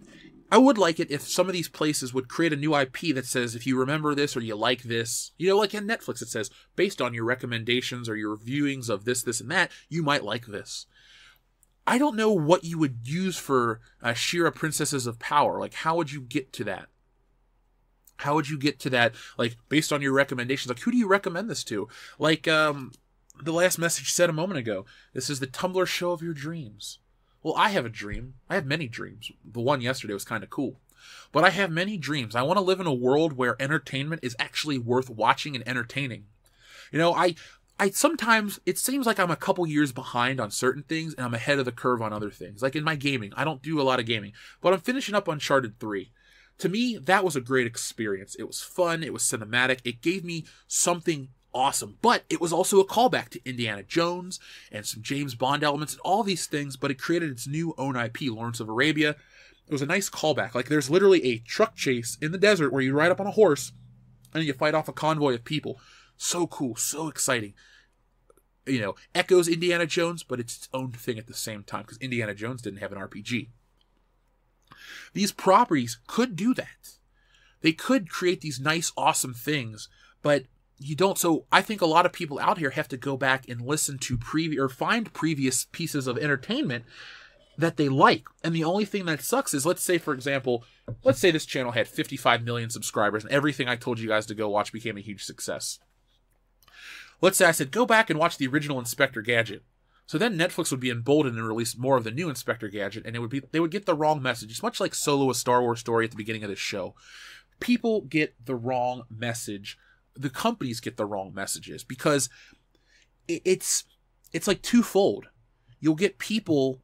The people's voices aren't actually heard. They listen to these voices at the LA Times, New York Times, all these articles, these publications come out and they tout it for a certain thing. The companies read it a certain way, and then they look at analytics and they go, oh, I guess this is what people really, really want, and they want more of that. And sometimes they don't look at the whole thing. Are people watching it because it's new? What's the drop-off rate? What's the return rate? All of these things that they don't take into account.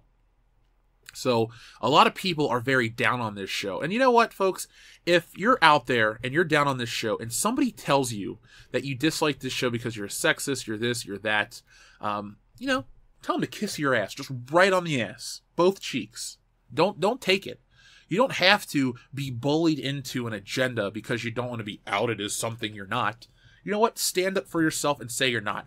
She-Ra Princesses of Power might sound like an odd, proving ground for that. But really it is, because it represents everything. I always use Star Wars because Star Wars is the biggest thing.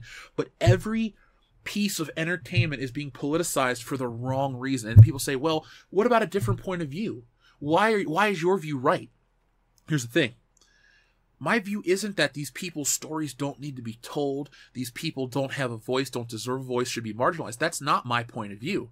And I only reiterate this because we're a very public channel, and you have to say these things so fucking idiots don't try to misuse your word, or take your words and twist them to fit their agenda. All these marginalized people deserve a voice. Even if there's one of this person, they deserve a voice. But through the power of the internet, and, actually fucking working, go out and make your own stuff. Don't bastardize, don't cannibalize, don't ruin this. Even a show that I don't give a shit about its initial stance deserves a chance to be its own unique thing. Not this. Admiral Tiberius, thank you very much for your super chat. Good morning, Jeff. Love your videos. Keep it up. Admiral Tiberius, I appreciate that support. I will definitely be keeping it up. Like I said, death is the only thing that's going to keep me from doing this. So I just hope there's no giant boulders above my head or no airplanes that are going to drop an airplane engine on me like Donnie Darko. Do I remember Flight of the Dragons? I do not. I do not at all. Let's see. I'm trying to catch up on the messages. I'm behind, sorry. People, have I seen the anime Ghost of the Shell 1 and 2? I've seen the anime that's the movie's based on, because I saw the movie and then I watched the animated stuff. Have I seen the Invisible opening by Studio Trigger? Jesus, that was just wasted talent. I have not, but I will check it out, because I would love to be involved in animation. I just don't have the know-how or the time. Let's be honest. I love producing content and being here with you guys every day. To make artwork, it takes time. There are a lot more things that go into the process.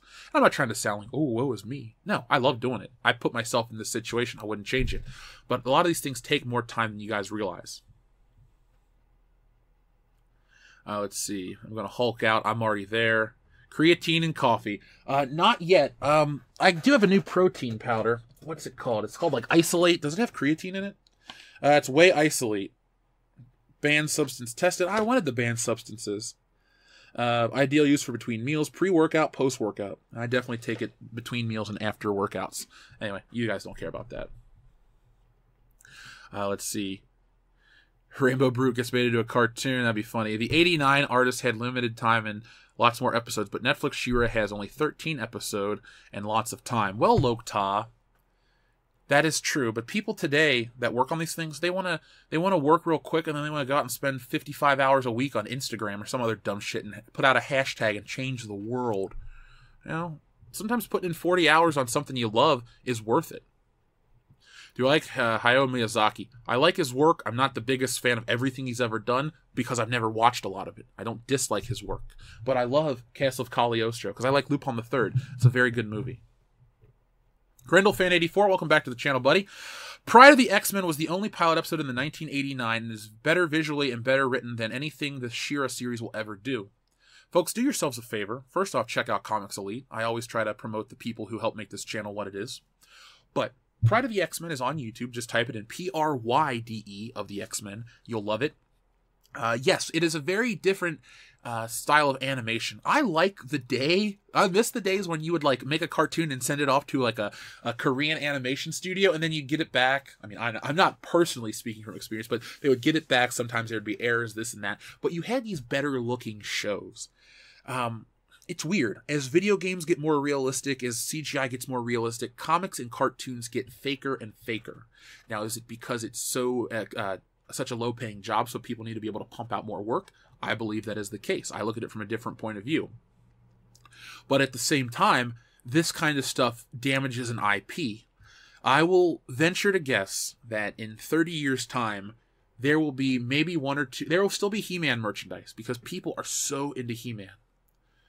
This version of She-Ra, Princesses of Power, may get like a limited edition Chase action figure, but people won't really care. You gotta hook these people. You gotta create emotional attachments to these things, and you don't want to create something that removes that emotional attachment. Guys, 10 years ago, you would have said, "Hey, Jeff, Star Wars this, I'm there."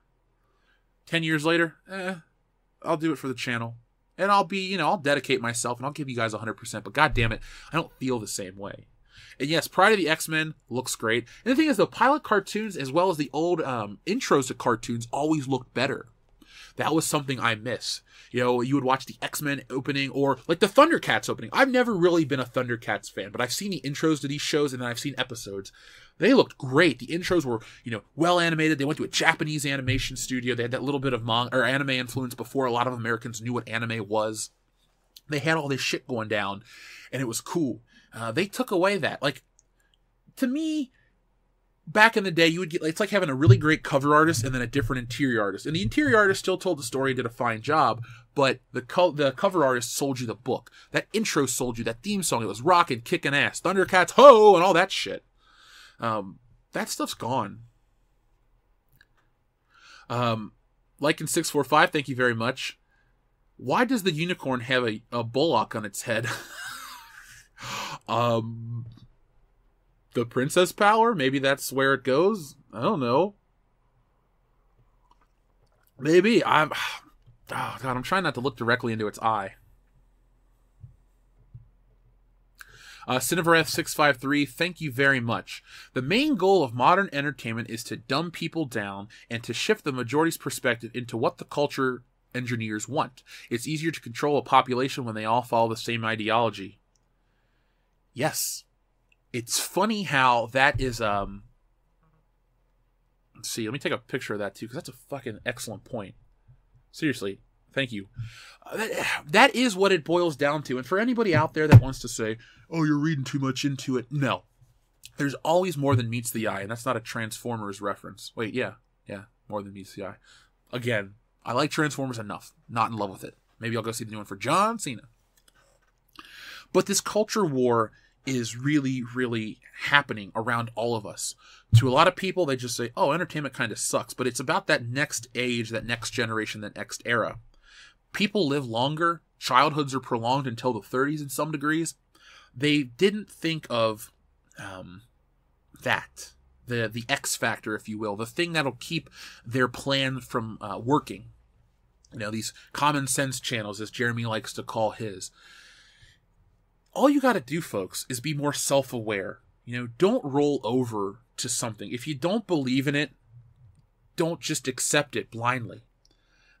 Sometimes they'll try to strong-arm you into certain things, but in terms of entertainment, you know, just don't watch it. I know that the cultural engineering, they want to dumb people down and they want to make them all believe the same shit and control them, but there's one thing above all that still resonates, and that's money. And if these shows can fail hard, and people say, we don't want your filth, florin, filth, and we're not going to watch it anymore, well then, these things will slowly go away. They're taking a stance with Star Wars a little differently. Look at how The Mandalorian's going to go. Now we have a confirmed male lead in Gina Carano. There's two people with some badass qualities to them. I'm tired of the 100-pound white British brunette. I don't buy that, ever. Okay? Felicity Jones, you know, okay actress, cute woman. I don't believe she could throw a punch to save her life. Daisy Ridley, you could bite me to death, I believe that. But I don't believe you can wield a lightsaber or that staff or any of that garbage. Disney is changing slowly and trying to hide that quietly because their long-term game is big bucks. She-Ra, Princesses of Power can hide behind garbage for years because Netflix makes $1 trillion. Well, this only costs us $2 million to produce. We'll get some good eyes on the product. Maybe these people won't like it, but they'll watch Sabrina or they'll find something else. They're trying to use this show to really bring in more people, but that's not what the case is going to be. Some people will cancel Netflix over this. I will not. I barely watch Netflix as it is, but there are shows that I'll watch with my mom, like The Great British Bake Off, or I'll watch a rerun of The Twilight Zone or Power Rangers or some cartoon or show that doesn't exist on home media to my liking. But the cultural engineering is a big problem. And I like I said, I'm going to do my best to produce this Culture Wars documentary, maybe for early next year. And I'm trying to do like a 45-minute to 90-minute video on that. It's something I'm really passionate about because it's everywhere. And it'll be done in chapters. Maybe it'll be released as a whole. I don't know exactly what's going on yet. But it's all part of the big picture. And thankfully, while the internet is still free, and I don't mean free as in money, but, you know, free, you know, this isn't considered any kind of hate speech or anything stupid like that. This is just, hey guys, wake up. Good Morning Pop Culture may be the best morning show in the world that I say, but it's also your sunglasses to the world of They Live, where you guys should just listen to the show and, you know, listen to what I bring and then form your own opinions about that and then go out into the world and do a simple Google search and see what you think about all of this stuff. This She-Ra Princesses of Power show represents a big problem with the way things are created, the ideology behind them. It's so vile the way they... The thing is, the show itself, the idea of a show, a cartoon for girls about a princess, fine. Okay, cool. I won't watch it, but it's, you know, for the kids. Let them have fun. But then when you turn it into this shit in the LA Times, the political garbage, that is when it becomes dangerous. For two reasons. Not because I disagree with the ideology. It becomes dangerous because that's all the show exists to be, is ideology, not entertainment. And once everything falls into that, it's like, okay, one day you'll have a segregated movie theater. Literally the left side of the theater and the right side of the theater. One side is Clint Eastwood movies, the other side is Rian Johnson movies. You see where we're going to go with this stuff? That's the direction it's kind of leading in. And whoever taps into the most centered thing that entertains everybody and inspires everybody, the next Marvel, if you will, that is where the money is to be made. And hopefully I can get it can be that. So whoever can avoid the left-right garbage and just get right into the center and then expand and then take over everybody and just bring them in, that is the future. And that is where you'll make some serious baggage. Do I like the animation of Hanna-Barbera? Yes, I do. Big time. Johnny Quest is my favorite. I love it. Love it to death. Problem with these people is that they aren't qualified for the job. One of them gets in, they hire friends, and friends recommend more people. It's like... Gremlins, you know, you feed one after midnight and put some water on it and you got a fucking town gets torn apart and Judge Reinhold almost dies. I mean, that is what happens, you know? And people say, well, what makes you qualified to say they're unqualified? Well, it's called experience, and that's how everyone hires people. Let's see. Beastman is toxic masculinity. Let's see. Who's ER? That's like E:R or whatever. That's a channel people wanted me to interact with. I'm fine. I don't know who they are, but I would definitely work together. What do I think of Criterion's 4K Silence of the Lambs? I didn't even know it was out. I like the movie. That's a movie I would buy. I'm not into it as much as a lot of people are, but I do like it. I think it's a solid film that I will support. I like the idea behind it. Let's see. Thank you, Darth Hammer. Thank you very much. Let's see. You know, the power converters are Transformers of Star Wars. I don't know why the style is so popular, because it's easy. You know, I draw. You realize, plus, okay, animation's repetition. You have to draw the same shit to make it look right. Somebody like Ethan's art style would not translate well to animation. Even the DC stuff that I like has definitely gone down in terms of quality because it's easier and cheaper to produce. That's the whole point of all this. Let's see. Cesaria Japan, thank you very much. When will we get World Class Bullshitters mail time? I wonder if you guys got that Toys R Us catalog with the Back to the Future DeLorean in front of it I found in Las Vegas. UPS says delivered. Today, actually, Cesaria Japan. I don't know if you missed this. I mentioned it just briefly. You know, usually my schedule is morning show, stuff for the channel, comic, then I go to the gym about 2. I've been kind of tired and kind of got a cold. So I didn't go out of the house yesterday, but to go to dinner, and the post office was closed. So I'm going to go today. I have it written down on my calendar. Obviously, I have WrestleMania tickets to get in a few minutes, but I will go to the post office. If I got more than 2 items, which I'm sure I do because you sent yours, and I know Superfan Adam Shawhan, the minute I filed for the post office box, he got a psychic message. He's like, Jeff, got it. I'm on my way. So I will do that, and I'll do a live stream for you guys. You know what? Depending on, don't hold me to it. I'll work on something. I don't really have much to do tomorrow night. Maybe I'll do it tomorrow night. I'd love to do it in the morning, like when people are waking up. Like, remember you'd get up on Saturday morning and watch cartoons and eat your cereal and stuff?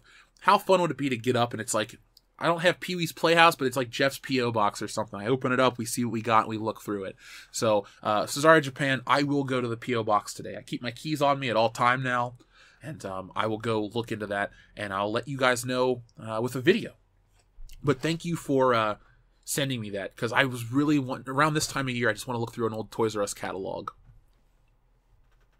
Alpha Terranima, thank you very much. The current state of entertainment is kind of uplifting when you consider that indies can join up and potentially outdo shutout/talented media, or the tainted media. You know, Alpha Terranima, there are 2 sides to everything, and I think you picked the positive side to discuss. I look at us, you know, with the ability of the internet. I mean, I'm reaching hundreds of people just right now, and I'll reach tens of thousands by the end of the day. That is a really great thing, because if this was 1998, maybe I could go on a forum and release like a low-quality MP3 of a podcast or something like that. But the current, I don't know if I'd say it's the current state of entertainment, but I'd say the current state of technology. And you got a lot of people, and I'm like me, I'm motivated to change entertainment. For what I consider to be the good. I just want something unique, fun, that does not cause problems. Well, if somebody says, well, all art is political, or all art needs to be controversial, or, you know, risque, or have a message. I agree that it can have messages. It should have messages to a degree, but the delivery system is important. You know, even if it's something so basic as to be like, you know, don't chase money or something. That's from Chappelle's Show. A nice, nuanced message is how you should present it, not very blunt, unsolicited opinions about Israel or whatever that Marvel comic book said. But yes, I'm so happy that technology is giving people a voice. And I mean, look at this channel. Again, greatest job in the world. Get up. Hundreds, if not thousands of people are waiting on me. Give you guys a show. Get to work on a comic that's already pre-sold. Thousands of copies. I mean, what more could a guy ask for? Seriously. It's really a great time to be alive. I think if a lot of people focused on the positive side of what's coming next, or you look at the bad stuff, and instead of getting angry, you focus on what you can do or how you can get involved. You know, that is, I think, the best way to change everything if you want it to be changed. Let's see where else we got. Cinevareth653, thank you very much again. They want to be progressive, but in actuality, they seem to be regressive. There needs to be more open-minded original people instead of robotic NPCs. Dude, you hit the nail on the head. Like I said earlier, when you can find something that appeals to both sides of the spectrum, and you open your arms and you bring everybody in, that is honestly, I'm not saying this to be preachy, I feel like that's how you break down a lot of societal problems. We're so far removed from the days that they think we're living in, like the 1950s and 60s and the civil rights era. There's no such things as segregated water fountains or bathrooms or this or that. I went to O'Charlie's for dinner last night. There was a black dude sitting behind me. There are people of every color at this restaurant. The thing is, we're beyond that kind of stuff. Do some problems still exist? Of course, nowhere is perfect. But I'm telling you guys, a good, entertaining product is what can bring people together from every walk of life. You walk into a comic book store, you may see some dude that you don't think you'd have anything in common with, excuse me. But you start talking about the Avengers movie, and the dude will be like, well, I really love the part on, Titan where Thanos pulled down the moon. And you're like, yeah, man, and Star-Lord really shouldn't have punched him in the face and all this stuff. And then you keep the conversation rolling. That's how I became friends with Joel or Dion. That's how you build friendships. I'm not perfect, far from it, and my mom thinks I am. She's wrong. But my point is, I built friendships and relationships and all these things on common interests. There are these good things that a lot of people get together with. And a difference is like She-Ra, Princess of Power. You come together, oh, I like the political message that the LA Times presented. Okay, so you watch the show, but then you start going on Tumblr and talking about shit. And it basically becomes one big oppression Olympics. Who's more oppressed, and how can we bitch about it online? I don't like to look at it like that. I like to say, hey, like with how I met Dustin and Dion. Oh, you're watching wrestling? I'm a wrestling fan too, blah, blah, blah. Then we find out we all like comics, and now we're lifelong friends. That's how you build it. And even though Dion and Dustin, who used to be on the show, have a lot of different ideals and beliefs, it's those common things that can keep them together and can really make people become more than just a screen name on a computer. So, yes, Cinevareth, I believe that there's a lot of regressiveness in entertainment. It's an odd time. I want there to be a lot more fun and positivity and good nature in the world, but that's really kind of a hard sell when the media wants to constantly promote something that is not representative of almost anyone. Okay, so are we all caught up on our chats? Yes, we are. So Cinevareth653, thank you very much. So I will be closing out the show in just a few moments because, like I said, guys, I got to buy WrestleMania tickets today. So you'll understand. Because I tried to get the pre-sale. The website crashed. I didn't get them in time. But the other guys and I are going to go to WrestleMania. Well, the funny thing is, too, is now that our audience has grown so much since the past WrestleMania, and now we have like a live stream audience and a video audience, we're going to live stream in New York City and all over the world whenever we travel for WrestleMania or the channel. So be on the lookout for that. And you guys can send me recommendations. And if anybody, here's the thing, too. When we travel as a channel, if you live in the area or you want to come hang out, just shoot me a message, an email.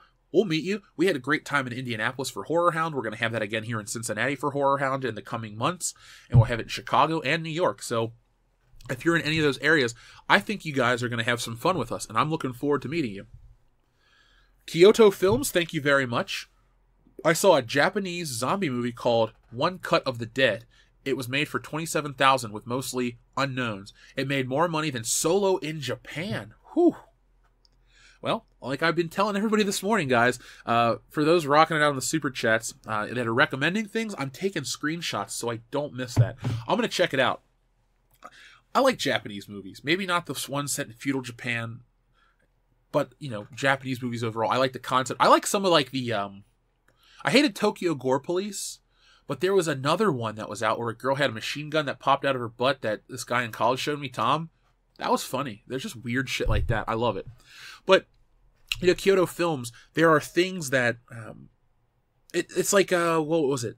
What was that movie that came out? There were like two big movies that came out in China this year that blew Star Wars out of the water.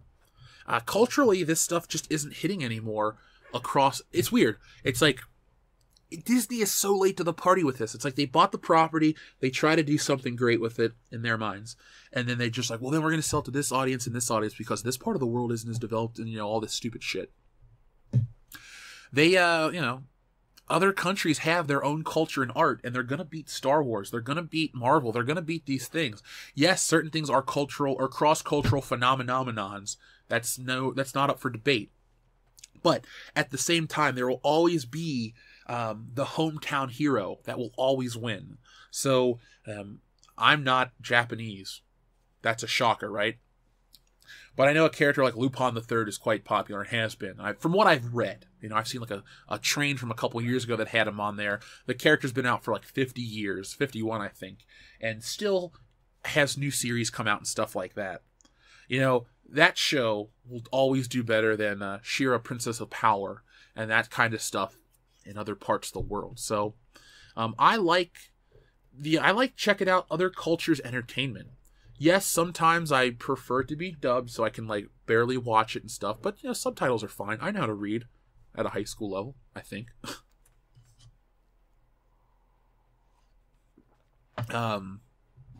Let's see. What do you think of the watering down effect of film translated to digital TV series? I guess they do it for money's sake. And here's the thing too. Like, I understand. I would be more open to a company saying, well, it costs too much to do. I get that. I understand where you look at from an economic standpoint. I'm not unrealistic to those things. When they lie and give us corporate spin, that's when I don't like it. But when they water certain things down for, I don't know. Also, too, it's not necessarily watering down for content, sometimes to stretch it out, like the Marvel shows. I sit and sing the praises of these shows. They need to cut the episode count to maybe 10 per season, not 13 like Netflix wants, because every Netflix series has the obligatory flashback episode where you learn why a character feels like this in one scene, so then you get the path and go, oh, it's because her brother was an OD drug addict or this or that. And you're just like, that's it. Netflix really needs to do less episodes per season and really just do hit after hit after hit. It's like the Star Wars trilogy. Star Wars, great. Empire, great. Return of the Jedi, still a hit, still a good movie. But 3 hits after another. Indiana Jones, boom, boom, boom, knockout punch, the perfect trilogy. Back to the Future, another damn fine trilogy. Don't give us filler. Don't give us useless entertainment. Give us, all killer, no filler, like the, Sum 41 album. So, we'll have to check that out. Yes, I've seen Wrestling Soup. I've heard it. I know that podcast. So, guys, I'm going to get going because I got to order WrestleMania tickets in the next 13 minutes now. And so I do not want to miss out on getting the best seats possible. But I want to do more stuff. And so if I get the P.O. box and it's got enough stuff to support a live stream, I will do that. If not, I will show it in a video. But I'm working on the comic book. And I'm getting ready for the holidays, so it's going to be an odd week. Don't think I forgot about you. If you're finding this in a digital archive, welcome to the channel. I always appreciate having new friends to come hang out with us in the mornings. But I will be back officially on Monday, as long as I don't get, violently ill or something stupid, with Good Morning Pop Culture. Is there anyone out there, even superfan Adam Shawhan, if you're out there, does anyone have an episode number for what we're on? You don't have to go back and count. Just curious if anyone's already keeping track. Because if you do, let me know. Because I'll start putting the episode numbers on a list somewhere. I do the dates because it's a daily show. But I'd like to also know what number we're on. So, thank you to everybody. It's not my third live stream of the day, no. Last night we had the podcast, which is, the proper every Thursday night. That is what the channel started as. That's why it's called World Class Bullshitters. Because this channel was only for the podcasts. And now it's its own thing. It's me. I just call it Jeff TV, all Jeff, all the time. I like being here. That's the thing. The other stuff in my life, I like too, but this is what I'm most passionate about. Talking about entertainment, building connections, making friends, having a lot of fun. So, folks, WrestleMania is not until April, so I will have a lot of fun then. Right now, I got to get prepared to buy these tickets and get back to this damn comic. So if you're a patron, World Class Bullshitters After Hours will go up as soon as I get my WrestleMania tickets. I'll edit the show. And then if you're waiting for the podcast to stream to take with you to work or whatever, as soon as that goes up, I will work on the podcast proper as well. Do us a favor. Make sure you check out our buddy Lauren Emerson. She's the voice of World Class Bullshitters, the little British, not little, very big British voice. She's awesome. She put out a song, so check her out. People are reaching out to her, so she's really excited that they're hearing her song, her music video. She's fantastically talented, so give her a listen.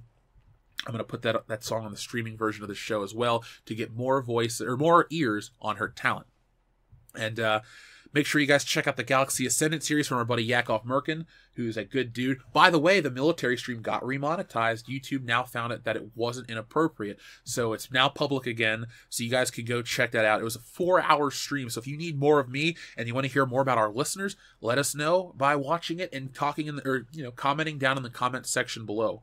I will be focusing on trying to get a fan stream together soon. And remember, folks, on the 1st of December, which is 2 Saturdays from now coming up, Star Wars, the all-day stream. So unless you have family obligations, take the day off, hang out with us. We're doing Star Wars episodes 1 through 6 non-stop, one big stream, and we're going to have a lot of fun. So my alarm is telling me to get off the air because it's time to get WrestleMania tickets. So folks, I'll be back on Monday with Good Morning Pop Culture. So thank you to everyone. Check out the podcast if you hadn't had a chance. And for those that are longtime fans, jiggity woohoo, folks.